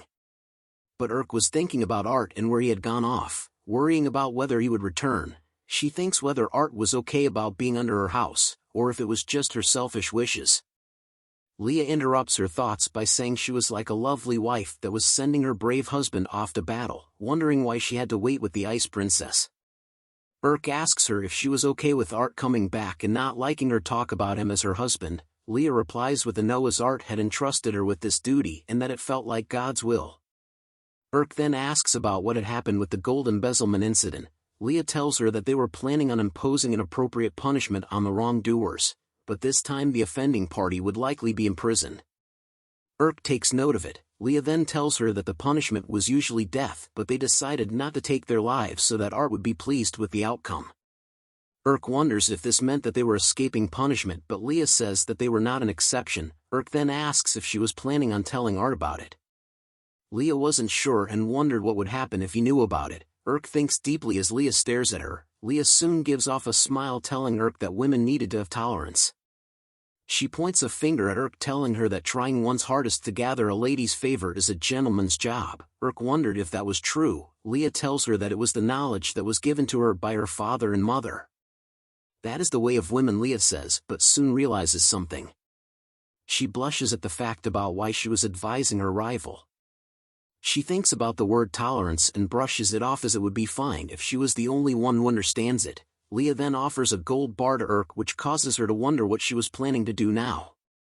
A gold bar is given to the black batters as Leah explains to Urk that this was also a form of study and wonders about what would happen if they came across one of the largest discoveries of the century. But Urk still wonders what the plan was. A bright light soon shined from the black batters, causing the two of them to cover their eyes. Back at the Rubetto family estate, Wendy is seen alone sitting on her bed. Back at the Rubetto family estate, Wendy is still seen sitting on top of her bed with lamps and furniture tossed around in a mess. Tears flow from her eyes as she whispers Art's name.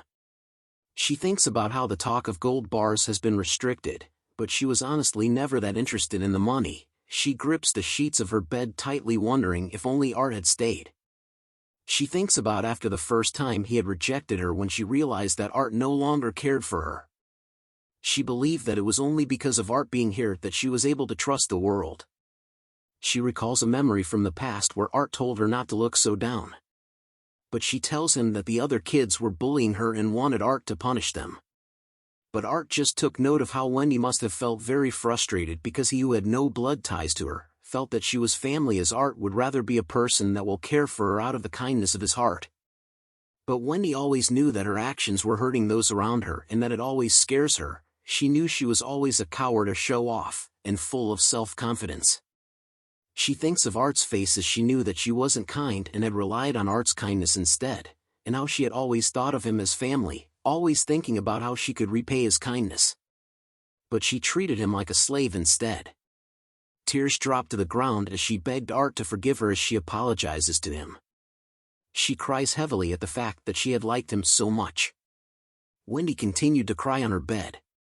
But a voice yells out saying that Lattice Robetto had committed an act of treason due to his crime of trading, smuggling, and contraband, hence he shall be arrested. Wendy peeks out of her room to see where the voice was yelling from.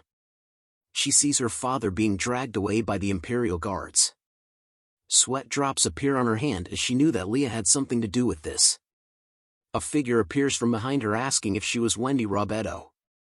The fierce-looking man explained to her that her father has been smuggling contraband between here and their neighboring country called Barbarossa. He was smuggling beastmen and elvish people and selling them as slaves. The Flamen family also seems to have ties to the trades. He then asks if she knew anything about it. Wendy figures out that the Flamen family was her pig-faced fiancé family and that they had been discovered to have been smuggling. She knew that her father had tried to marry her off quietly for connections. As a tear slides down her face, she tells the man that she knew. The man took note of it and tells her that they will be taking her with them. Wendy looks up once more, thinking that she should have at least apologized to Art first. Art was seen following behind a carriage and turns around as he felt something. A lady calls out to him, but Art tells her it was nothing as he looks at the mountains.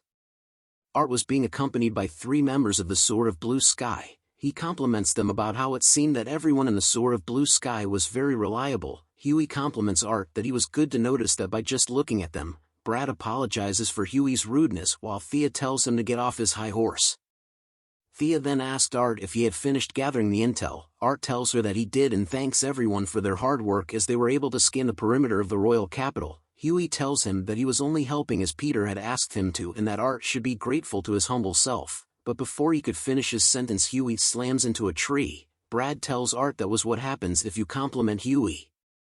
Thea comments about how there had been a lot of monsters popping up recently as they had just met 20 in a row. Brad explains that it was due to the Queen Batter's influence causing the monsters to appear more rapidly. One of his acquaintances had to put a dent in a goblin's horde's population because there were so many of them. Huey says that they were only D rank as the group traveled through the forest.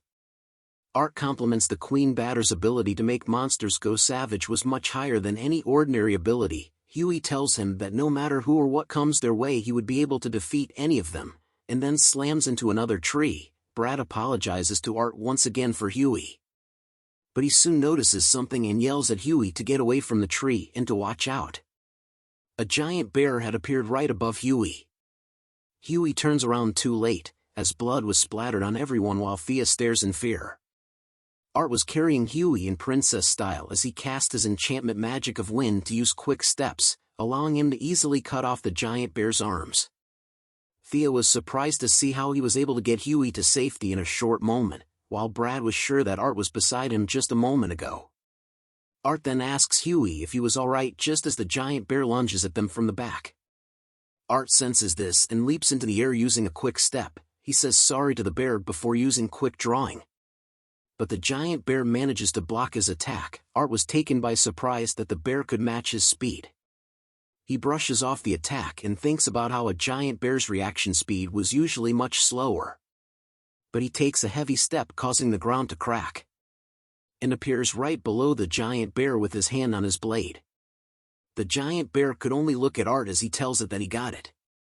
Art had managed to slice off its head in one strike using a quick draw battle of 0. The group was impressed with his skills, but Art was in deep thought about the sudden change in monster abilities and that the Queen Batter's effect was much stronger than expected. But soon a sound filled the air, catching all of their attention, and the group wondered what the sound or song was. They looked up and could see the swarm of black batters covering the sky. Huey shouts out, wondering what the hell it was, but Art knew that it was black batters. Art immediately takes off from the group, telling them he was going to go ahead. He rushes at full speed, knowing that if he doesn't report back quickly, everyone would die. The arrival of the black batters wasn't in 1 week, but in 3 days. Back in a town, newspapers are seen flying around while the citizens read it. A man is shouting, "Extra! Extra! Read all about it." Citizens in the city became aware that the city of Turquoise had been destroyed. The people wondered if the monarch was going to do something about it. Some had even said that a few of the nobles had already fled to somewhere far away. The citizens then began to think about leaving the city as soon as possible as well. Crows are then seen flying around a magnificent castle. Cyrilla the Chancellor was seen with a furious face as he grips the newspaper, wondering what was the meaning behind it. Minister Anil reports to him about how the emergence of the Queen Locust had spread to the masses, causing their distrust towards the monarchy. Cyrilla yells at him about the masses' distrust towards the monarchy, implying that the commoners should shut up. He leans close into Anil's face and tells him to retrieve all those newspapers right this instant and to apprehend everyone at the newspaper company and cut their limbs off one by one, but a voice shouts out saying that's enough. King Dread IV appeared with his incredible swag. He tells Cyrilla that a nation is nothing without its people and that it owes everything to its subjects. But the king coughs badly, causing the two of them to call out to him in concern. Anil tells him not to overexert himself as he was not in a condition to be moving around, while Cyrilla tried to tell him that they were setting a bad example. The two men then guided the king up the stairs. Drad then tells them that they didn't have an effective countermeasure for a long time, making it understandable. He then asks Anil about the status of the subjugation troops. Anil reports to him that at present there were 3,000 royal knights that are able to be mobilized, but a third of them cannot be deployed as they would be focused on defending the palace. Drad then asks about the 3 royal commanders, to which Anil tells him that the royal knight commander Marcos was ready for deployment, but the remaining 2 were working on an assignment far away. Drad had a worried expression on his face after hearing the report. Drad then talks about since the founding of this nation more than 500 years ago, the Drad household had fought numerous demons and helped develop the country. As he sat on his throne, Drad didn't expect that a single monster could endanger their entire nation, but he grunts in pain before finishing his sentence, making Anil call out to him in concern. Drad breathes deeply and in pain, while telling them that he was making every effort for the sake of the nation's future. He then asks where Leah was. Anil then reports that Leah had sneaked past the surveillance and snuck out with gold ingots and a grimoire with her. Drad stares in the distance, thinking about Leah. We are now brought back to the black batters, but one of them was shining as bright as the sun. Art was stunned AF from seeing the black batter glow so much. He comments that Locust one was glowing. Urk and Leah tried their best to avoid eye contact with Art as they explained to him that they had given it a gold ingot for fun and wanted to see what would happen if they gave more and more. Art then turns around to face them, causing Urk and Leah to cower in the corner of the room in fear. They started to apologize to Art repeatedly. But he hugs both of them tightly, saying that they were amazing with a happy expression on his face. Urk looks at him in surprise and wondered why he wasn't upset with them. Art then tells her that what they did was amazing and could be the greatest advancement in human history. Art then quickly ran to write down his notes in regard to the glowing black batter. Urk was happy that she was able to help Art with something. But she realizes that all the credit goes to Princess Leah and not her. She then recalls Leah's past advice about how gentlemen are attracted to motherly ladies. She then thinks of Art's smiley face and began to think that since he came back safe and sound she should show him her appreciation. She grips her hand with conviction, then calls out to Art, telling him that she had just remembered something important. Just as she slaps him hard on the back and was about to tell him good job, a crying sound was heard in the room. Art then goes to Leah with a concerned look while Urk looked embarrassed from her failed attempt. As Leah covered her face with her hands, she tells Art about the fact that she was finally able to help him and that it made her so happy. Art tells her with concern that she was always helping him and that she should dry her tears first, but Leah tells him to pat her head first. Urk was annoyed in the background. Art agrees with her request, causing her to giggle a lot. She then gives the bombastic side-eye to Urk, causing Urk to realize how stubborn Leah was. But a voice interrupts them saying, "Pardon my intrusion." Ted had arrived at their door, which surprises Art, but Urk was glad as she thought that he was going to take Leah away. But Tet tells them that it was not the time for it now. He informs them that the entire city of Firen was now being raided by monsters. Back in the city, monsters of various types were attacking the citizens and setting things on fire. The citizens tried their best to run away, but a little boy tripped and falls to the ground. His mother hugs him in order to protect him from the giant crow monster that was heading toward them. Its eyes were focused on them as its giant body casts a huge shadow over them. The little boy sees the monster with tears in his eyes. But bubbles suddenly appeared in the air. It explodes and catches the attention of the giant crow monster. The mother and child could only stare in silence at what was happening. Art had arrived and saved them. He thinks about how he had arrived before Urk and the others by casting quick steps. Just as he was thinking that the Queen Locust's influence making the place a mess, he prepares to cut down the giant crow. But Peter appears out of nowhere like John Cena and dropkicks the little birdie out of the sky. Art was surprised to see him here. Peter then turns to him wondering why Art was here. Just as the giant crow prepares to counterattack, Art warns Peter to watch out. But the giant bird was sliced into two in front of them. They cover their eyes from the dust due to the attack. "Isn't this swell?" said a voice as a metal armor foot appears from the dust. A Giga Chad man of impeccable looks arrives on the scene wielding a giant sword. It's the advent of Royal Knight Commander Marcos. The presence of the Royal Knight Commander was towering over before Art's eyes. He looks up to the commander and notes that he must be Frey's superior and was looking strong. Pettis appears and questions the commander if he shouldn't be busy cleaning up after the city's wreckage. The commander replies that he had been dealing with the A-rank monsters that were frequently spawning within the imperial capital's vicinity, just as a knight reports to the commander that they had successfully evacuated all the citizens. Art attempts to introduce himself to Marcos the commander, but his words were cut short as Marcos tells him to stay out of this. His eyes were glowing bright green. He tells Art that it was the Royal Knight's territory now. Just as numerous Royal Knights appear beside Art, Marcos the commander tells his troops to go and annihilate the monsters. He then stood still and began chanting a spell. Pettis sees this and immediately covers his face with his arms, yelling at Marcos about whether he was seriously going to unleash that power here. He then yells at Art to stand his ground. Marcos slams his gigantic sword into the ground, causing a huge shockwave to erupt with him in the center. The shockwave destroys everything that stood in its path, just like Pain in Naruto Shippuden. A huge explosion could be seen in the skies as monsters were flung back. The powerful shockwave soon comes to a stop, revealing two huge circles that surround Marcos as he stood in the center. Pettis yells at him saying that it was dangerous and that if Marcos wanted to kill all of them. Marcos apologizes and states that since they were outnumbered, he had no choice but to weaken them a little with Quake. Hearing that Marcos used the Quake spell, Art thought about how the original Quake could only make your opponent's body quiver at most. The other Royal Knights could be seen fighting against the various monsters in the capital. Until a gigantic bear monster lunges toward which catches the Royal Knight off guard. A huge clash explosion is seen as the other Royal Knights watch. Smoke and dust were scattered everywhere until a gloved hand is seen in the smoke. Commander Marcos had rescued the young Royal Knight in time and had blocked the monster bear's attack with his arm. He grips onto the snout of the bear monster, before slamming it directly into the ground, causing a massive impact that even cracked the ground. His eyes were filled with an unwavering wave of determination and fierceness as he stares ahead. He walks slowly to a group of monsters filled with various types such as crows and bears as his body radiates a bright aura.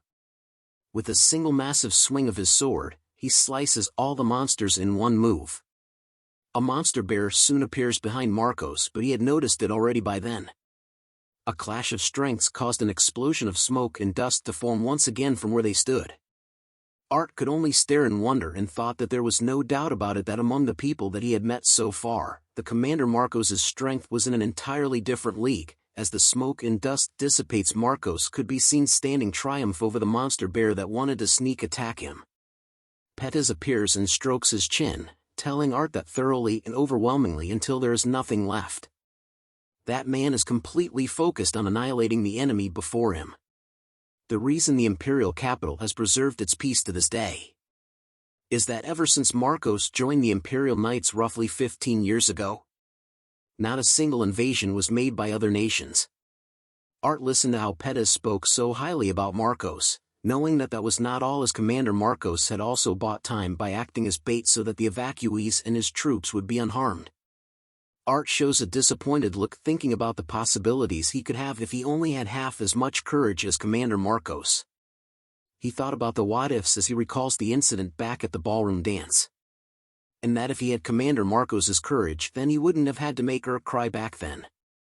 The group stood in the center of the circles that Commander Marcos had made with his quake spell as a bunch of monster crows slowly surrounds them.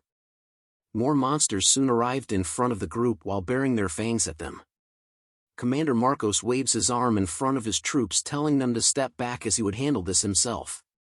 But the troops yell out at him, stating that he was bleeding due to the clashes with the monsters from before. But Commander Marcos brushes their concerns away while telling them that he was fine as he prepares his sword. Art then recalls Urk's words about how the Isfi household is an ally of the people and that she must protect his smile too. Art's eyes were soon filled with immense determination and courage. Streams of water soon start to flow from the manhole cover of the sewer below them. Art thinks about the fact that he was just a weak person that made Urk cry, but despite that, Urk had accepted him the way he was. Art was preparing to cast a powerful spell with water, as he had remembered the reason why he wanted to do the protecting too.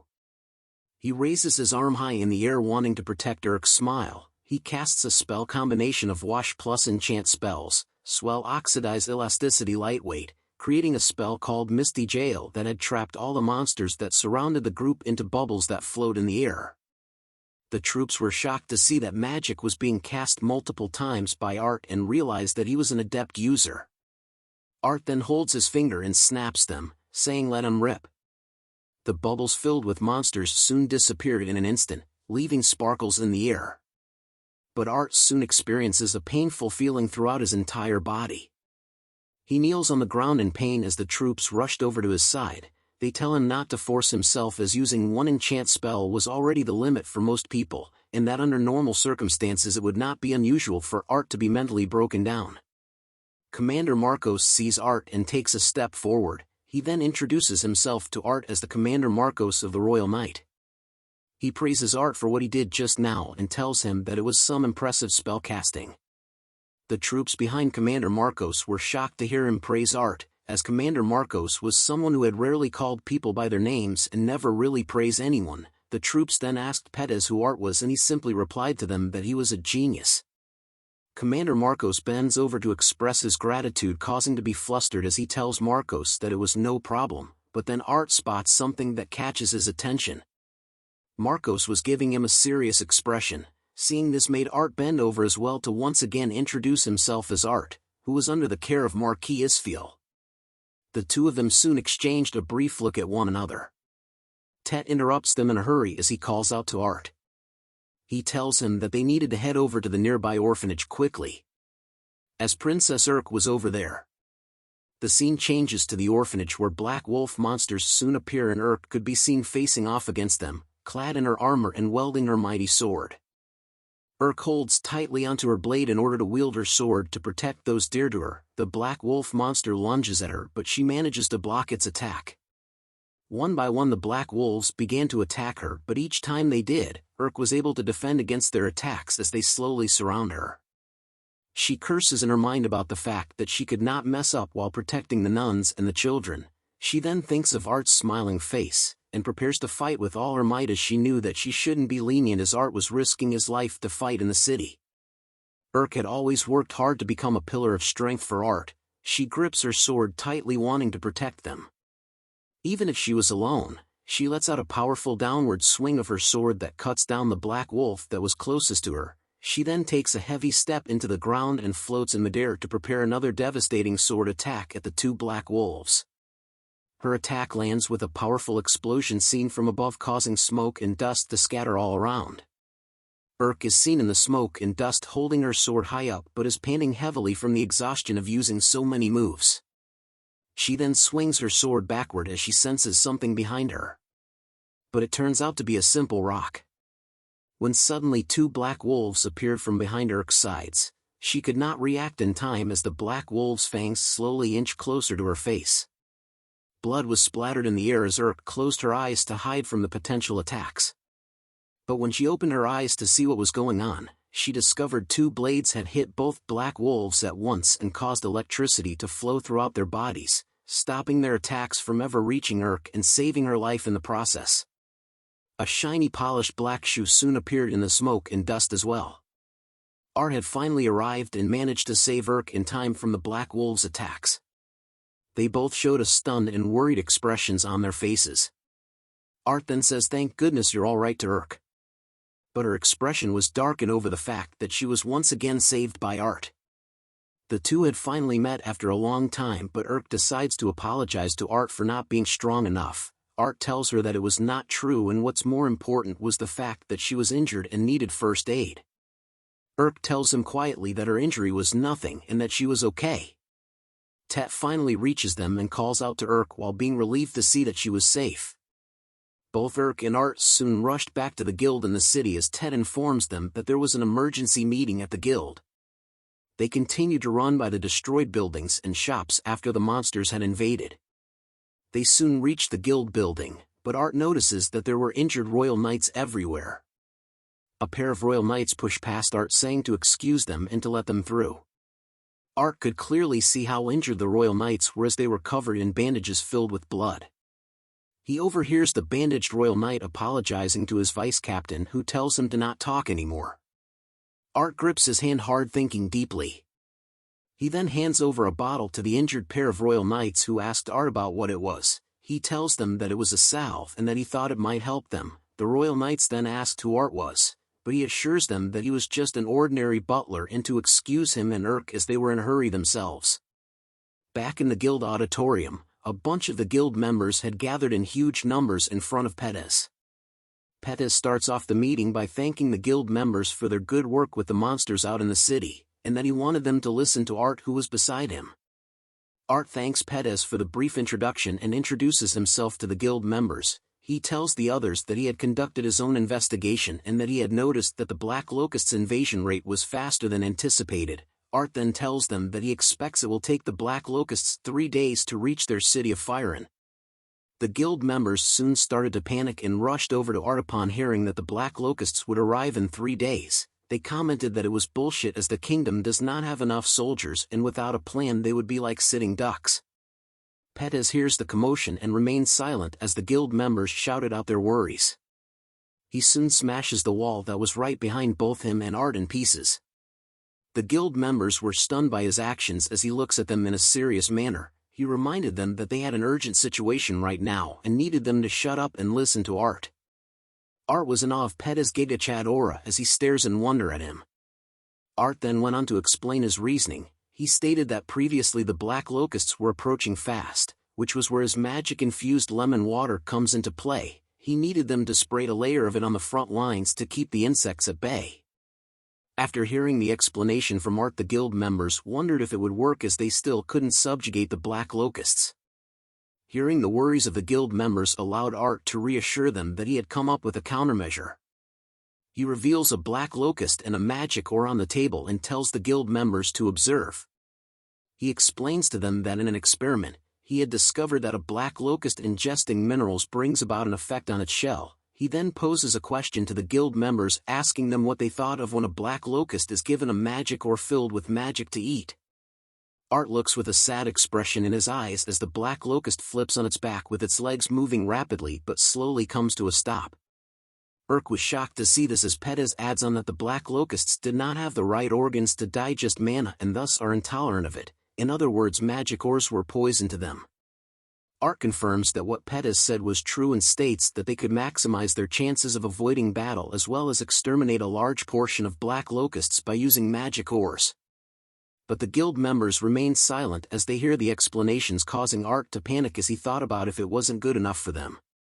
The guild members soon rushed over to Art and praised him for the amazing idea that he had come up with, even going so far as to state that it was possibly the greatest achievement in the history of their kingdom, but Art tells them that it was also thanks to Princess Leah and Lady Urk, as without them it would not have been possible for the idea to exist. Urk became flustered upon hearing that Art was praising her and could just blush heavily and shyly. Pettis then informs the guild members that the decisive battle against the Black Locusts would be in 3 days and that they should prepare well beforehand. The guild members rejoiced in unison upon hearing those orders. Art looks over to Urk and starts to think about her. Recalling her face and knowing that she had given him enough strength by just being by his side. Art's face was once again filled with determination to protect all those that he held dear to his heart. As the swarm of black locusts is seen swarming over to the city of Firen, Art swears that no matter what happens, he would definitely protect Urk. Bells rung throughout the city as Commander Marcos is seen leading his troops with their horses through the crowd. The people of the city presented flowers to the royal knights as they head out to the decisive battle. A huge number of royal knights were exiting the city as flowers were thrown at their feet. Commander Marcos led the charge and is seen with a fierce look on his face as they head to the final battle with the Black Locust.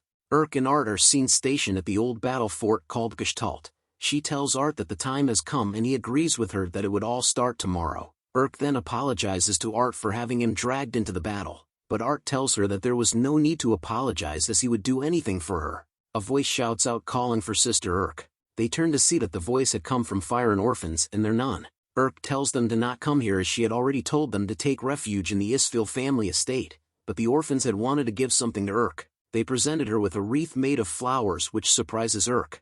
She then hugs the little kids tightly, and tells them that they should play again soon as she would definitely come back. Art smiles and watches from the back as Urk and the orphan kids hugged each other tightly. After some time Urk reminds them that the war council was about to begin and that the children should return to the estate.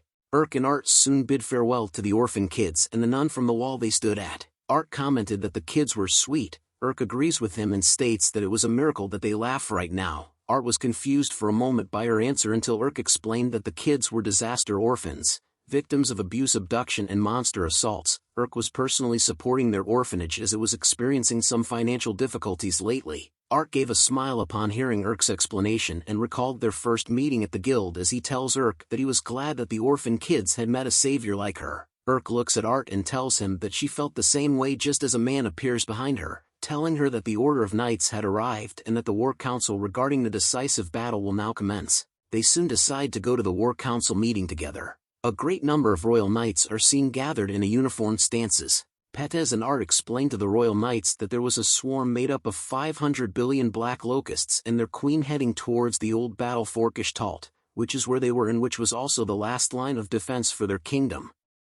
They mentioned that there would be no outlook squad but instead will have 3 individual groups. The first group, called the rearguard sweepers, would be led by Ramon, the second group, called the ambush squad, would be led by Art, and finally, the last group, called the diversionary squad, would be led by Commander Marcos and Pettis. After informing the royal knights of the plan to engage in the battle with black locusts, the royal knights salute the commanders. Night arrives and ambers could be seen flickering in the sky. The royal knights were having a party with a huge campfire in the middle where they ate and drank as much as they could. Art and Urk were alone with their own campfire when he mentions to her that the royal knights were having fun. Urk tells him that Pettis was treating the royal knights as he said it might be their last day.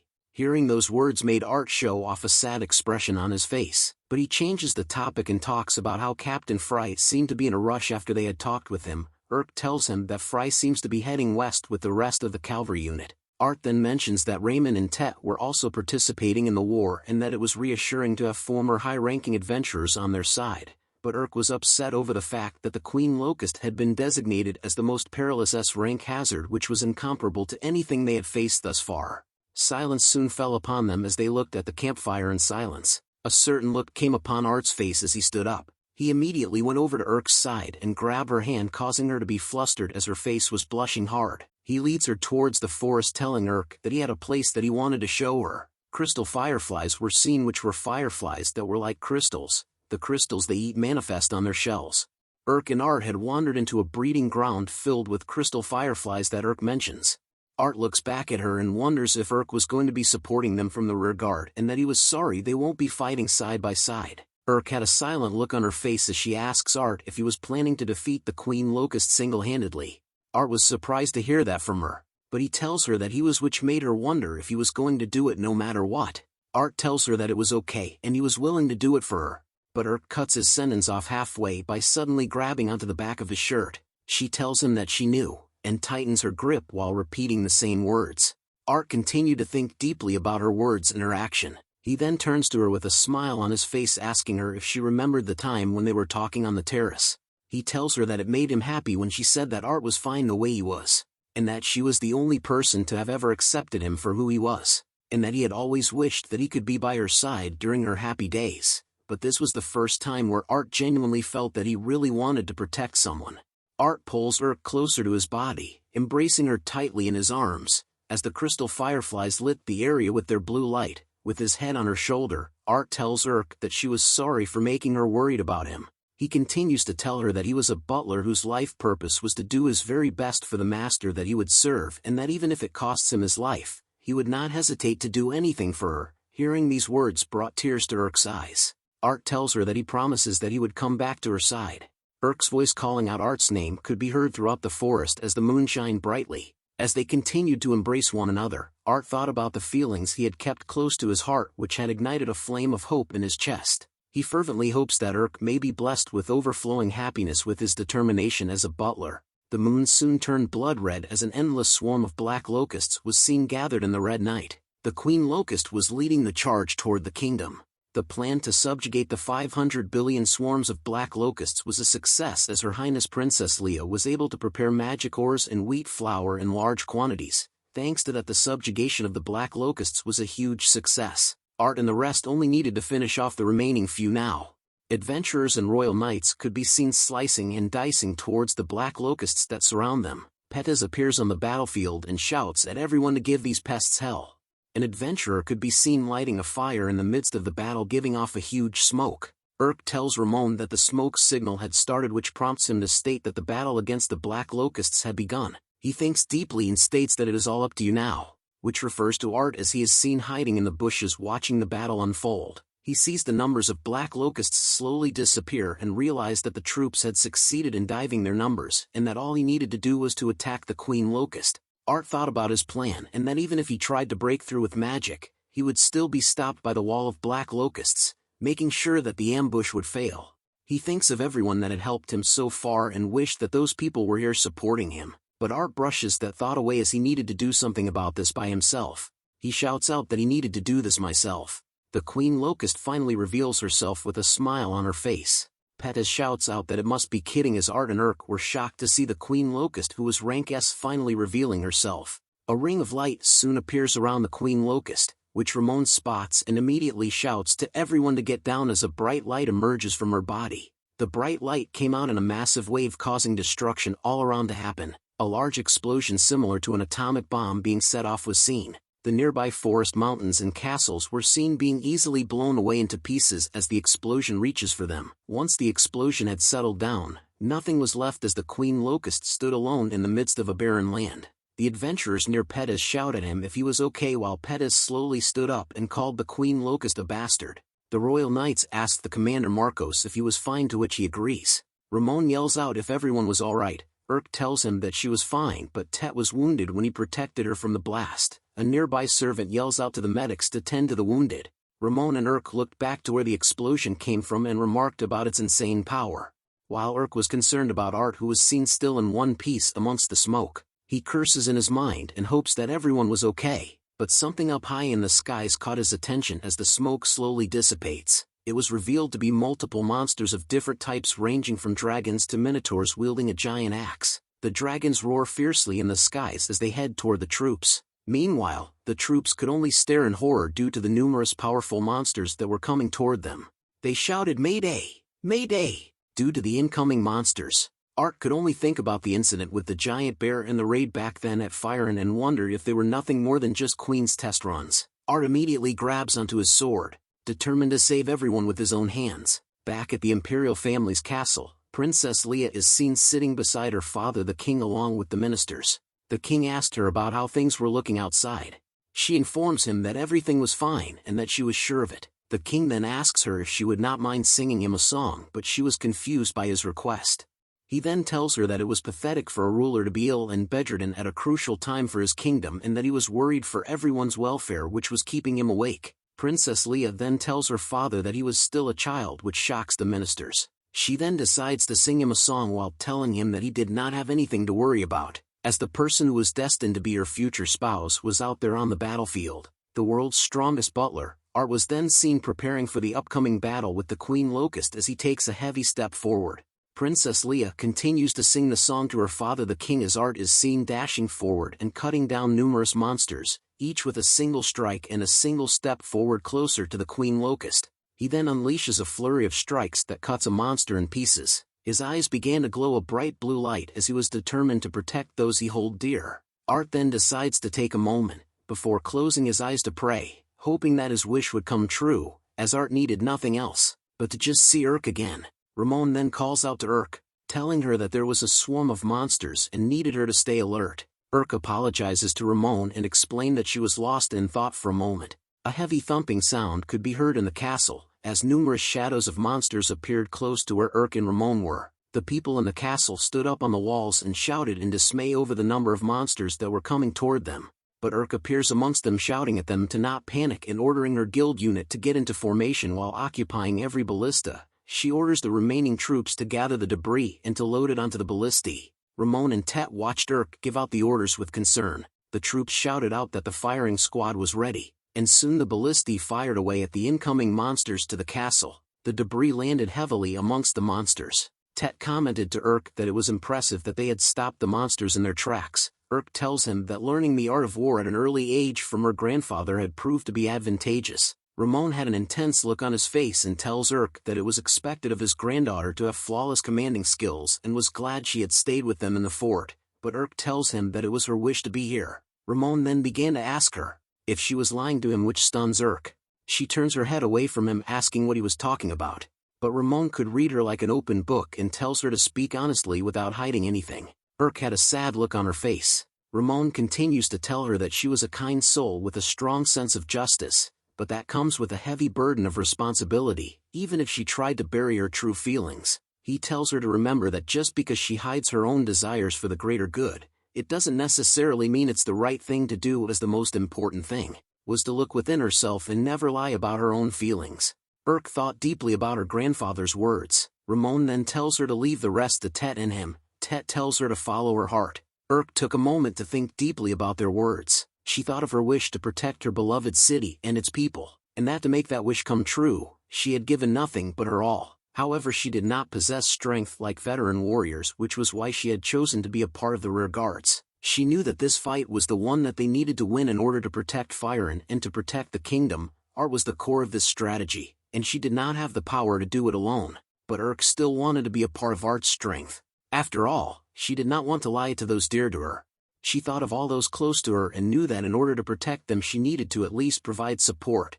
Her eyes began to flow with hope as she tells her grandfather to permit her to go to the front lines, as she wanted to protect the city with the person she cherishes the most. Ramon smiles upon hearing her determined answer, but a huge shadow suddenly casts over them as Ramon turns to see what it was. He immediately tells Urk to get as far away as she could, as he tells her that they had an unwelcome guest. The Queen Locust has once again revealed herself right in front of Ramon and Urk. Meanwhile, back at the battlefield, Art stood still as he stared at a black ball in the sky made of black locusts. His face was filled with panic as he realizes that the Queen Locust was heading straight to their stronghold. Weapons and monsters could be seen everywhere as smoke and dust covers the battlefield. Art appears once again and slices a monster into various pieces. He sees from afar that the Queen Locust was near the stronghold and thought to himself that he needed to hurry or else, but he looks at the troops belonging to his squad and knew that he somehow needed to protect the divisionary squad too. He prays that Urk was safe. The Queen Locust lets out a light swing of its scythe-looking arm, unleashing a powerful wave that sends the soldiers near Ramon and Urk flying away. An announcement is shouted out saying emergency alert. Emergency alert.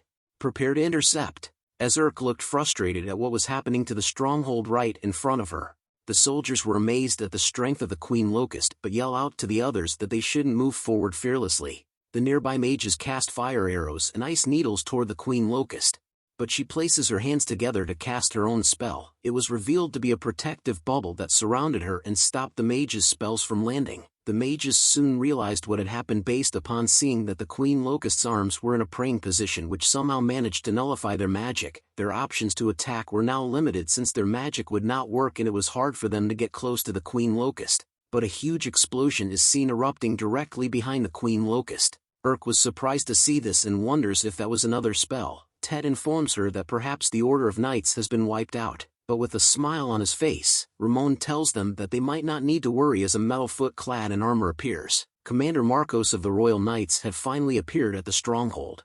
He walks towards the Queen Locust while apologizing to the people in the stronghold for his tardiness as he had experienced a slight delay. Urk sees him approaching and calls it madness, which was expected as one of the Royal Knight commanders. Commander Marcos soon faced off against the Queen Locust in an intense staring contest, stating out loud that the calamity that threatens their kingdom shall be vanquished. Commander Marcos soon unleashes a mighty swing of his heavy sword toward the Queen Locust just as she returns a powerful strike of her own toward Marcos. The collision of their attacks formed a massive explosive as debris and smoke covered the entire area, even causing Urk to cover her face while she was in the stronghold. Urk stares into the huge dust cloud to figure out what the shadow was. She wonders if Commander Marcos had succeeded in taking down the Queen Locust just as a shadow became clearer, but the harsh reality was set in as it was revealed to be the Queen Locust who had won in the clash of the Titans. She flashes a smile towards Urk as she continues to hold Commander Marcos with a spike impaled through his body. Seeing this sight created a rush of anger inside of Urk. The Queen Locust then throws Commander Marcos's body to the side, giving out an evil smile. Back at the battlefield, the sight of monsters and weapons clashing continued on. Art was cursing in his mind that there was no end to the monsters. His face was filled with fatigue as he thought about what would happen if he were to stray too far from the diversionary squad, making them in danger. But the sudden appearance of a monster caused Art to react too slowly to its attack. Another explosion of dust could be seen from where Art stood. Pettis appears with a jacked right arm blocking the monster's fist. He tells Art that he doesn't look too good. Another voice calls out to Art saying that it is too early to give up, which catches his attention as he turns around to see who it was. Fry had appeared on the cliffs with the cavalry unit of the Royal Knights. Art calls out to him while Fry tells him that they were sorry for being late. The Royal Knights spotted the situation on the battlefield and reported to Fry, which he informs them that it was predicted by Commander Marcos. Fry recalled the moment when Commander Marcos received the reports of the animals in the forest vanishing, and realized that it was perhaps there were still monsters lurking due to the Queen Locust's influence. He then orders that they needed to gather the Order of Knights from every location and return. Fry holds his sword close to his face after recalling Commander Marcos's orders. He orders his troops to take up arms as various weapons are shown in the air. He commands his troops that it was now time to pledge to their swords and to pierce the foul darkness with its blade. "Glory to Drad! Glory!" they yelled as they marched down from the cliffs to the battlefield, just like that scene from Lord of the Rings. A huge amount of cavalry knights were seen rushing towards the battlefield with Fry leading the charge. Monsters were easily cut down as the cavalry rode past them. Pettis smiles upon seeing this sight, and then tells Art to head over to where the Queen Locust was.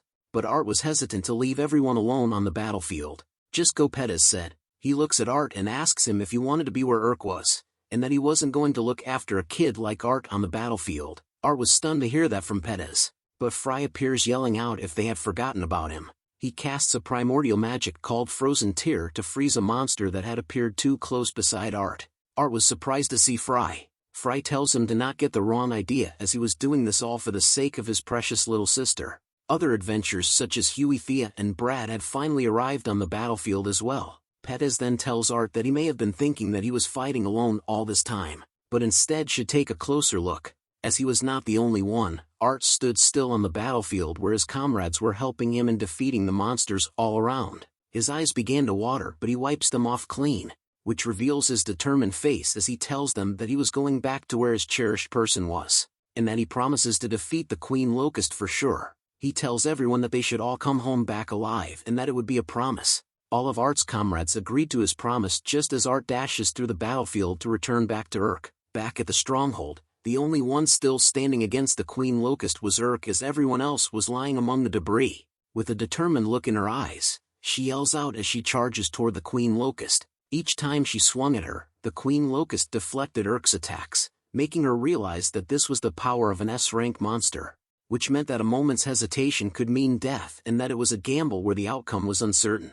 But it didn't matter to Urk as she continued to try her best to attack the Queen Locust as she had made up her mind to fight. Urk appears in the air above the Queen Locust, preparing to strike her down, knowing that she wanted to protect the kingdom in which her cherished ones lived. But the Queen Locust had still managed to deflect her attack, but Urk was never going to surrender and continued to attack. But once again the Queen Locust blocks her attack, sending her back. Urk could only curse in her mind as she knew that she could not lose. Not here. Art's smiling face was reflected in her mind, but the evil smile of the Queen Locust was revealed as she finally unleashed an attack that Urk could not block. A sword appears and manages to stop the attack of the Queen Locust. Art had managed to carry Urk to safety with one arm while defending against the Queen Locust's attack with his other arm bent backward. Art looks at Urk and tells her that he was sorry that he was late, but Urk was confused about why he was here with her.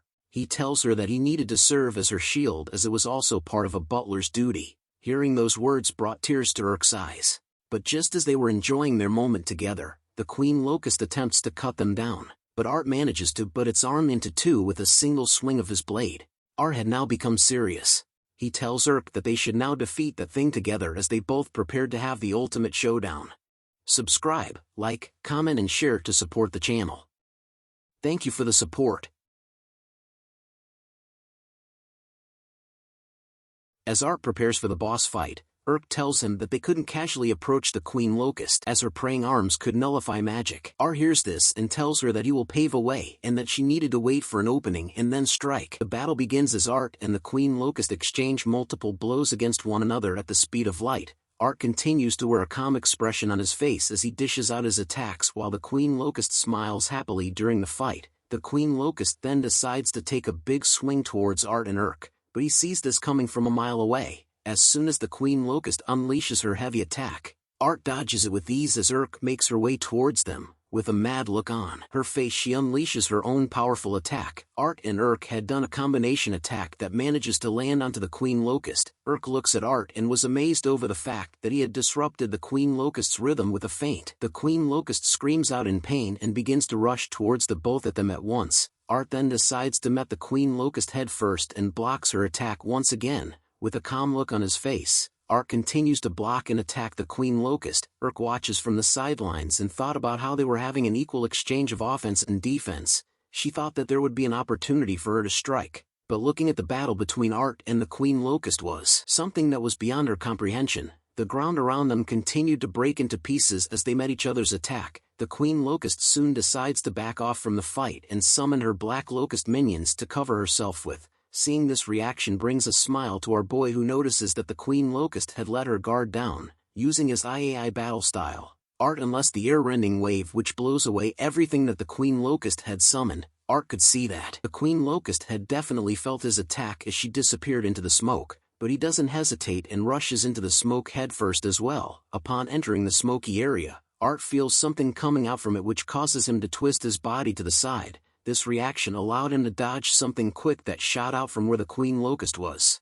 Urk was beside Art as he rushed in and was able to dodge the attack as well as it caused the explosion behind them. Seeing this sudden attack made Urk warn Art that the Queen Locust might still have a move up her sleeve, but the feeling of the Grim Reaper having her in its hands soon overcame Urk as she looked to where the Queen Locust was. She wore a fearful expression on her face as she wonders what that illusion was just now, but Art shouts at her to watch out as he felt that something wasn't right. Urk tries to compose herself, but she continued to tremble as she held her sword up high. She wonders what this feeling was, as it wasn't exactly cold. She soon understood that this was an instinct. It was fear. The Queen Locust finally reveals herself once more with an upgraded look. She had revealed her own version of the Uchiha clan's Sharingan as her body was covered in weird symbols. Both Art and Urk were startled to see its new form and wondered what it was. Art noted that the Queen Locust was probably unleashing its true power now. As they both brace for the upcoming fireworks show, Art tells Urk, "Here it comes." The Queen Locust had unleashed multiple beams of light which our boy still manages to dodge by bending it like Beckham. Urk could see that Art was busy with dodging the attacks which made his advantageous counterattack sealed. She knew that she needed to do something because at this rate, they would lose.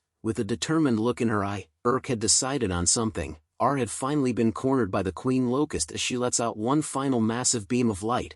Art could simply stare at it as he couldn't dodge it at this rate. The Queen Locust attack finally lands onto Art, which causes a massive explosion, but Art was still able to open his eyes as he was alarmed to see that Urk had blocked the attack for him. She tells him that she was going to bridge the gap between them, and that she needed Art to use her as a decoy in order to land a decisive blow on the Queen Locust. "What?" shouted Art as he couldn't believe her plan, but Urk tells him that she could also help with a determined look on her face. Seeing this side of her brings shock to Art, but he soon smiles. In the midst of the boss battle, he tells her Urk that he had one request. Bowing his head to her once again, Art tells Urk to command him to defeat the Queen Locust. Urk was too stunned to speak for a moment.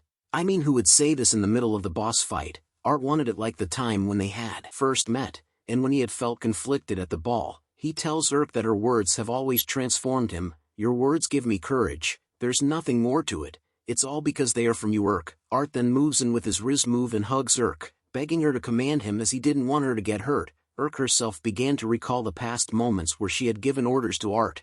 Her eyes revealed that she had come to a decision. With a firm voice she orders Art to defeat the Queen Locust. "At your command," said Art as a new sense of fighting spirit arose in his eyes. He began to cast the enchantment physique boost, which shone a bright pillar of light onto him. The bright pillar of light radiated throughout the battlefield so brightly that even Urk had to cover her eyes from the brightness. Art had finally achieved Super Saiyan mode, a Riz level of over 9,000. Art had reached the immaculate perfection state. The moment he touches the handle of his sword, the Queen Locust unleashes a barrage of laser attack once again towards him, but this time was different. Art had instantly appeared right behind the Queen Locust, dodging her attacks so fast that it left her speechless. The Queen Locust tries her best to turn around quickly to attack Art once more, but it was too late. As you know in anime, the moment a swordsman sheaths his sword back, the fight was already over, and that was exactly what Art did. He slowly sheaths back his sword as pieces of rocks floated around him and the Queen Locust. Using his iai swordsmanship once again, Art had managed to slice the Queen Locust and everything else into half.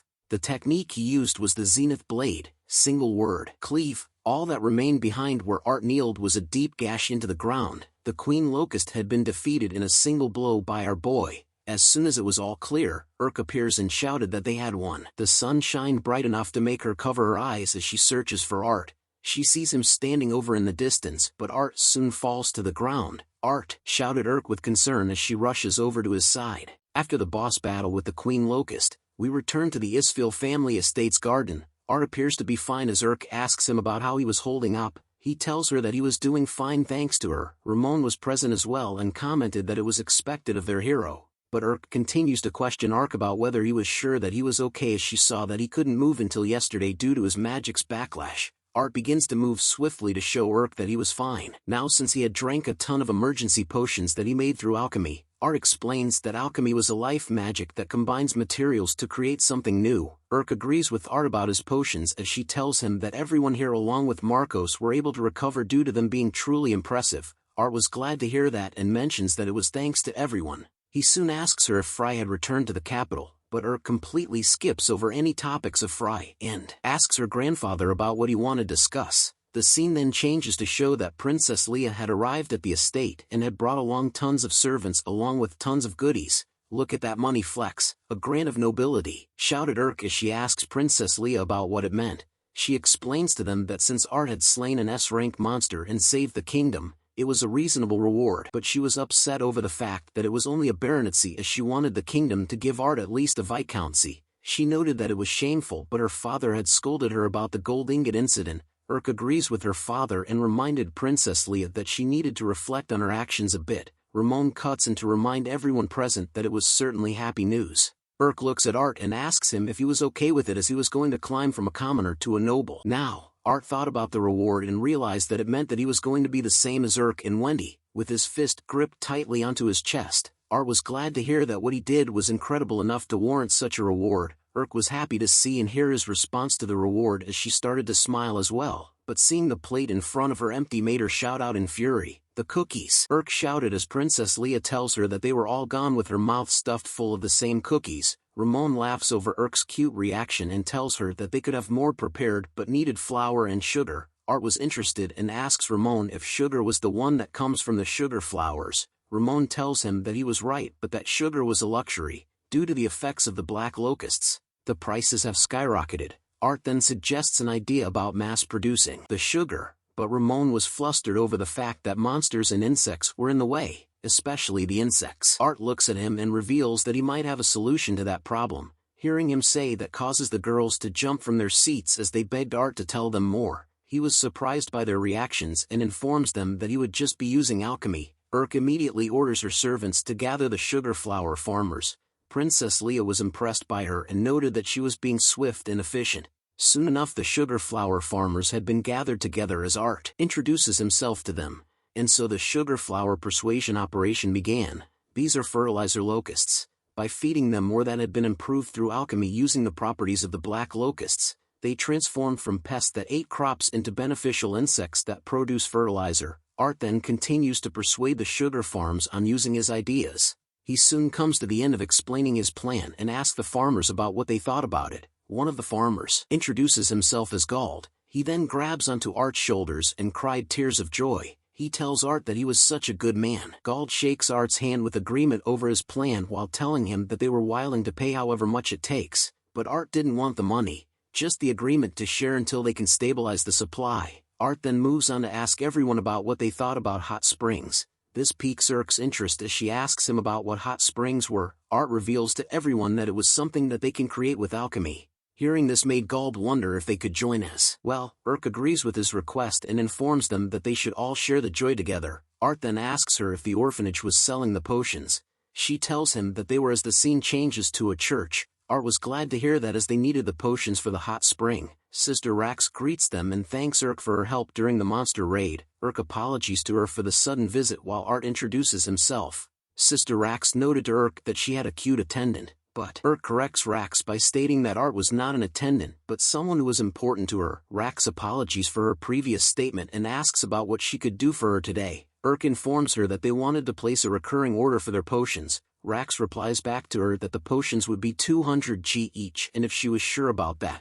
Art cuts in to inform her that they actually needed it for the hot spring. Rax was happy to hear that just as Urk informs her that if she has any potent potions available then Art and her would be happy to have them. Rax thought about it and informs both of them that she was afraid that the common people wouldn't understand their use. This was when Art reveals to them that there was a time where he drank them every day, like 10 of them. Rax instantly turns to look at Art overhearing the word every day. Seeing her reaction made him realize that it might have been a bad thing after all. Rax scolds Art and tells him that drinking too much medicine could lead to addiction and in the worst case scenario, he could die. Art realizes that was why they stopped working and tells Rax that he doesn't drink it anymore. Rax and Urk soon cuddled together as she tells Urk to not take her eyes off Art. Urk agrees with her suggestion and replies back that she was going to be more vigilant.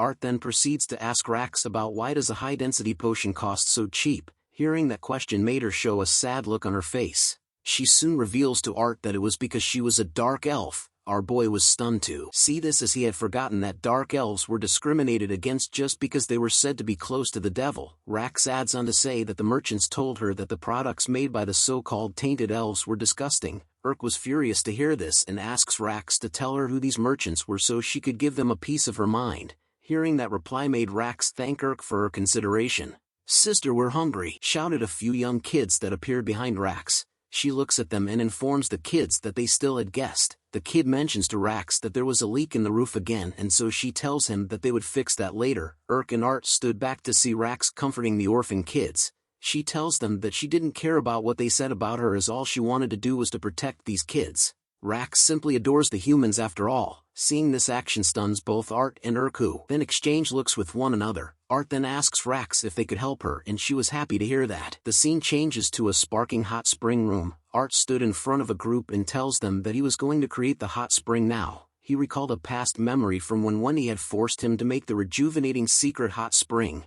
Art began to cast his alchemy magic, combining high-level potions with hot water, adding washing lavender and rosemary. Using alchemy magnesium large or in various materials all together, hence Art had created a hot spring that uses high potion bubble bath water. The girls immediately went to check on the water and were impressed by how soft it was and how bubbly it felt. Rax was impressed by the lovely rose fragrance. Gald on the other hand was unsure if they could use such an amazing thing. Art wore a joyful expression on his face as he tells him that this one was for the ladies and that they were going to another room. Urk then calls out to Art and informs him that he had really outdone himself this time and thanks him for his efforts. Our boy was stunned but smiled happily at Urk's compliment.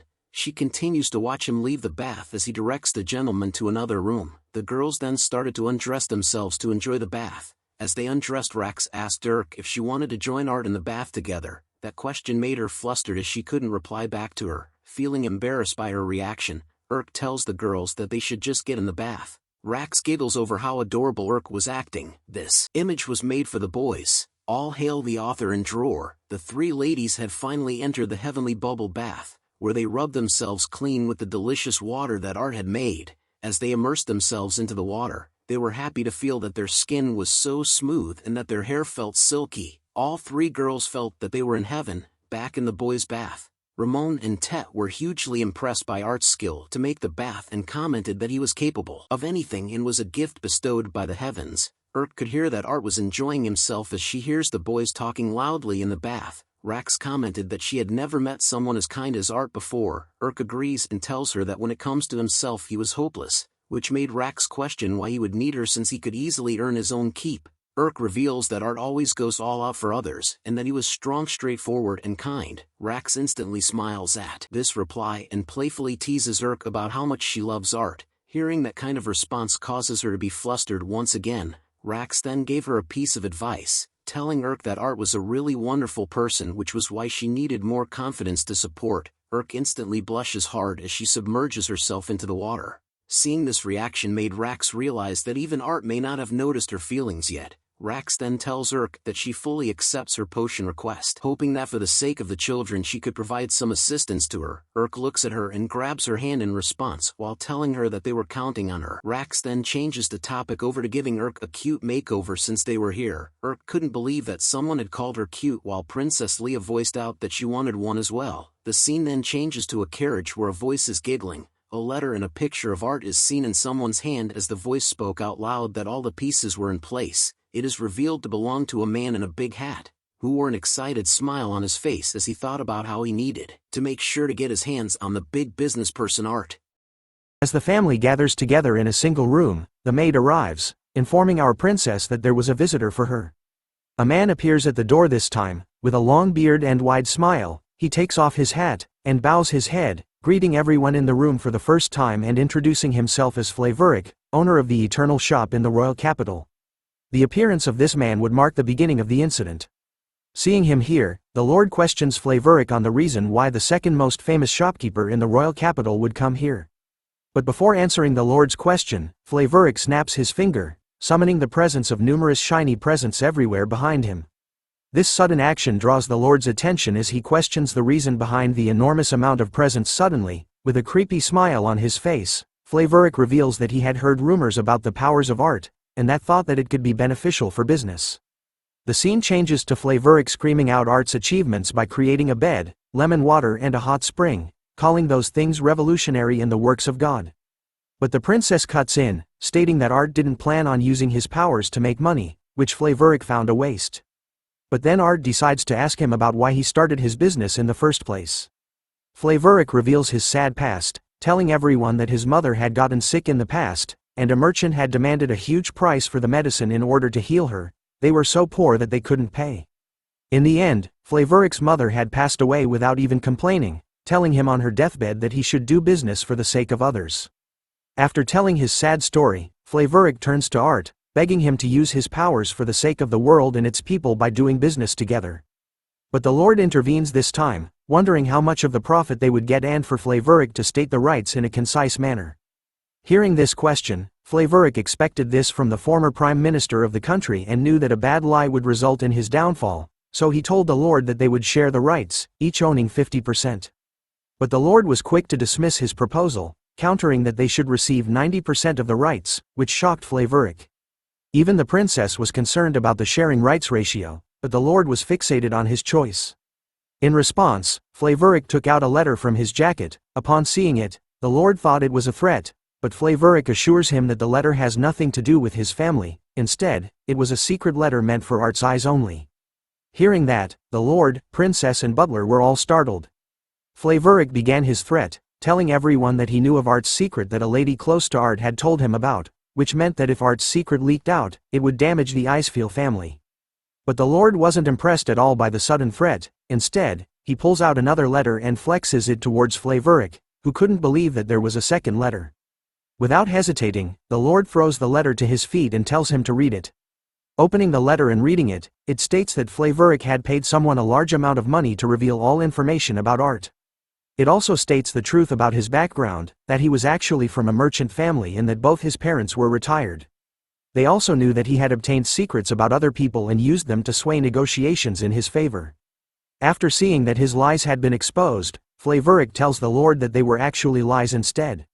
But it was useless. The Lord knew everything from the start, and had been baiting Flavoric from the beginning to see if he had any extra information.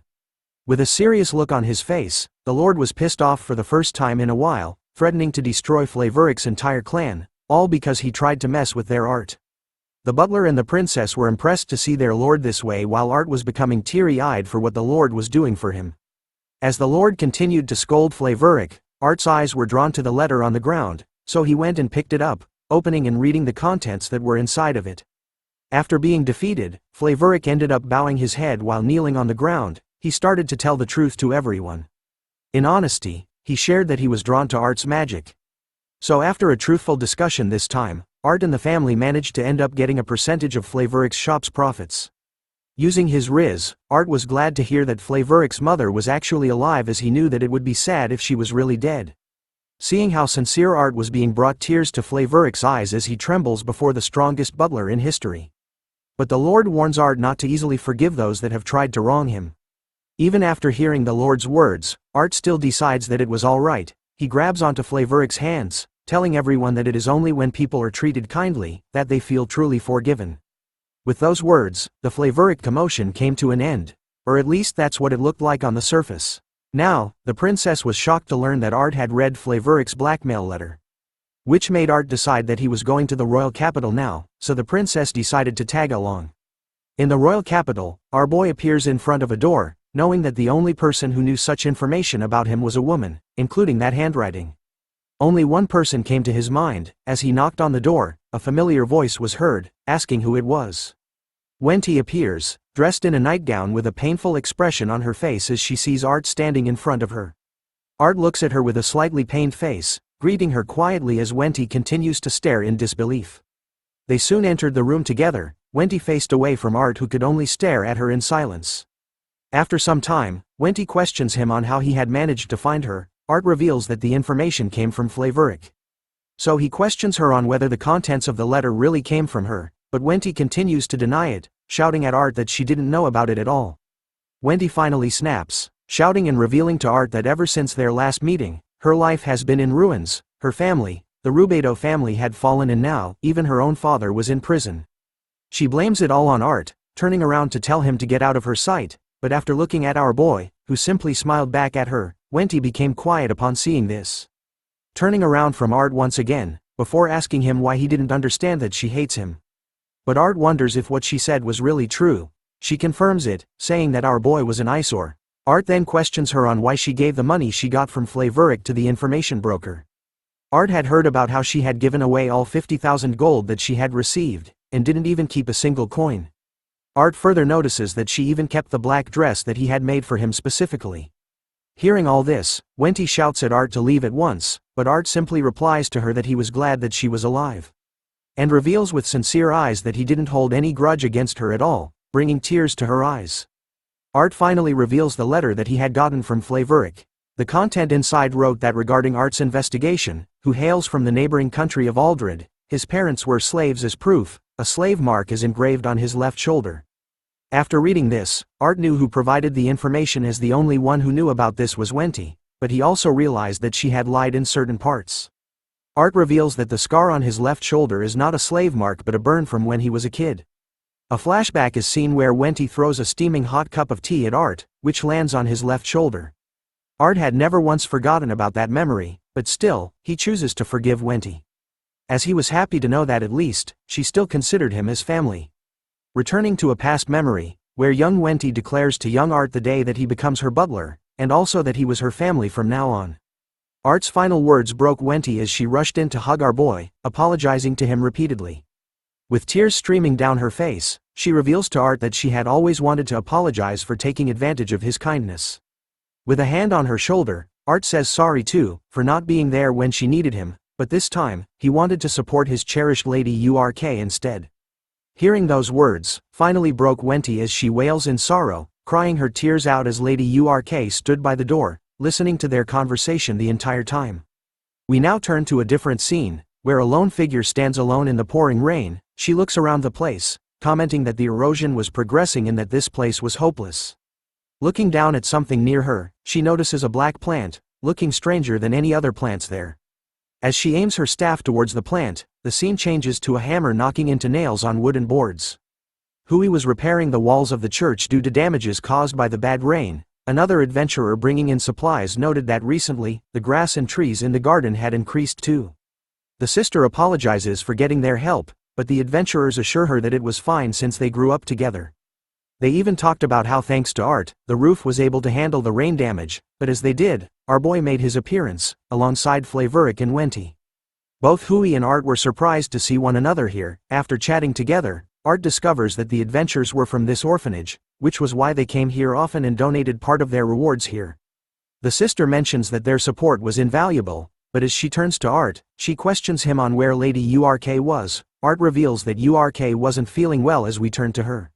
Looking far into the distance, Urk was reminded of the past, where Art had discovered her listening on to the conversation between Art and Wenty. After separating, Art was apologizing to Urk for his sudden actions which caused her to worry. After hearing that Urk reveals to him that she was, after hearing about where he was going from her grandfather. Art tries to tell her that at first he didn't plan on going, but then he couldn't stay put, after knowing that someone who once helped him was in trouble. Seeing how worried she was, Art reassures Urk that he was simply doing this as part of his duty. After all, he was still her butler. Back in the present, Art continues to tell everyone that Urk was sleeping, but in truth, he knew that she hadn't forgiven the two people he had brought along. After hearing that from Art, the sister was curious about who he had brought along. Art introduces them as the merchant Flavoric and his former master Wenty. The adventurers seemed to know who she was. They gave Wenty the bombastic side eye, causing her to feel uncomfortable. The sister could sense what they were doing and told them to stop, welcoming Wenty and Flavoric to their humble orphanage. With a bright smile on her face, she attracts the attention of Flavoric instantly, as he calls her simply beautiful. Wenty on the other hand was deep in thought, before telling everyone that she had committed many sins, going against Art and the others. She declares to them with a determined look on her face that coming here was part of her atonement, as her purpose here was to redeem herself for the rest of her life. The adventurers turned off their side eyes while the sister and Art were happily smiling upon hearing Wenty's new conviction. In return, Wenty reveals to everyone that Flavoric was actually someone who tried to ruin Art, a fraud basically. He was shocked to hear that from her and immediately turned his face away from the adventurers who were now giving him the bombastic side eye. Standing in front of the altar, the sister calls upon Wenty and Flavoric's names, announcing to them that their sins will never disappear, but in the name of their god Drad, all sins are forgiven. And so, she declared that everyone should clean themselves up first so they could have a meal. With that, she asks Art for a favor, in building a hot spring. After building it, everyone came out sparkling and fresh. Art even asks Wenty how she was feeling after using it, but as usual she blushes and doesn't tell him the truth. The sister's attention was caught by something. She realized that all the snacks she had prepared had been eaten by the children. The only thing they had left was something called no rice, which Art wondered if he could use. But Hui warns him that this kind of rice wasn't something that they could eat. Hearing that, Art assures him that there was a delicious way to prepare it, which apparently Wenty and him knew about as she smiled widely at Art's suggestion. In a few minutes, Art was hammering something long and sticky with a wooden hammer. He explains to everyone that this was something he had discovered in foreign literature, a cooking method that wasn't widely known. All the kids and adults were curious about it, all wanting to give it a try. As Wenty watches from afar, a little girl pulls on her gown, looking up at her with shining eyes. She asks Wenty if they could try it together. But Wenty declines the offer, saying she was fine, but everyone else could see what she really wanted. So they started to tease her, telling Wenty that the mochi was getting cold and that they should do it together. That's when Art uses his Riz mode, offering his hand to her. He tells her that they should do it together. Seeing this, Wenty starts to change, as she realizes that she still has a place in this world, so she rushes towards everyone, joining them in creating the sweet and delicious mochi. After some time, the mochi was done and everyone took a bite of it happily. Wenty was a different type of beast. Instead of taking small bites, she was devouring the mochi like an animal, catching the attention of Art and Flavoric. But upon closer inspection, Wenty was actually crying while eating the mochi. The sight of her tears flooding down her face catches everyone's attention. They all gave her comforting words to cheer her up, but Wenty assures them that her tears weren't those of sadness. Instead they were of joy, as she thought that she would never be able to eat Art's cooking again. Art couldn't help but smile after hearing those words from Wenty, so he went to her, placing his hand on her back, and assuring her that he would come back again to cook for her. While Flavoric was watching the two of them, the sounds of someone happily chomping down on their mochi caught his attention as he turned around to see who it was. A new character is introduced. A small girl with dark skin wearing a hood was eating the mochi behind everyone. It turns out that this little girl was called Rain, the little sister of the sister. Art went on to introduce himself to her, but Rain stared at our boy directly in his face, taking her time to look all around Art with her tiny steps. She commented that Art's magical power was immense and unfathomable. The sister reveals that Rain was able to sense the magical elements in others. Rain continues on with her comment, telling Art that his magical powers were still shallow. Art started to sense something off about Rain, other than her mysterious aura that he could feel. He could sense that there was something deep, like the deep sea within a tiny girl like Rain. The sister could feel the strange tension between them, so she punches Rain's head, apologizing for her behavior. She also reveals to everyone that Rain was also known as the Rainwater Magician, immediately catching the attention of the adventurer beside them. Everyone amongst the adventurers knew about the legendary S-rank adventurer that Rain is. The adventurers also knew her as the Sage of Water. There were even rumors about her accepting missions to destroy monsters for sweets once, as she has a sweet tooth. Art was taken aback by how amazing Rain was, while Flavoric couldn't believe that they would meet her here like this. But to the kids belonging to the orphanage, the rumors of Rain meant nothing to them as they pulled both her cheeks. Soon enough, Rain found herself in the middle of a brawl with the kids. As the others watched, Wenty found it hard to believe that the Rain fighting with the kids right now was the same one from the rumors. After the kids tired themselves out, the sister was curious about why Rain was here this time. She reveals to them, in a tired state, that she was on a journey, chasing after a certain monster, and just happened to be nearby. After hearing that, Art was curious about the type of monster she was hunting. With a serious face this time, Rain reveals its name to be Exwood. Art thought of a cute monster upon hearing that name, while Flavoric was going through his memories as he had heard about it before. Wenty, on the other hand, commented that they should just leave it alone, which Rain found insulting. As the sister tries to comfort Rain, Flavoric suddenly remembers exactly what Exwood was. But before he could tell everyone, a kid from the orphanage spotted something weird near them. The sister looked at it, and noted that she didn't remember planting such a seed here. But Rain knew exactly what it was. It was Exwood's seed. Thanks for watching the latest part from the voice of Manhwa. Subscribe for more content and don't forget to comment below what you want to see in the future. Like and share for more.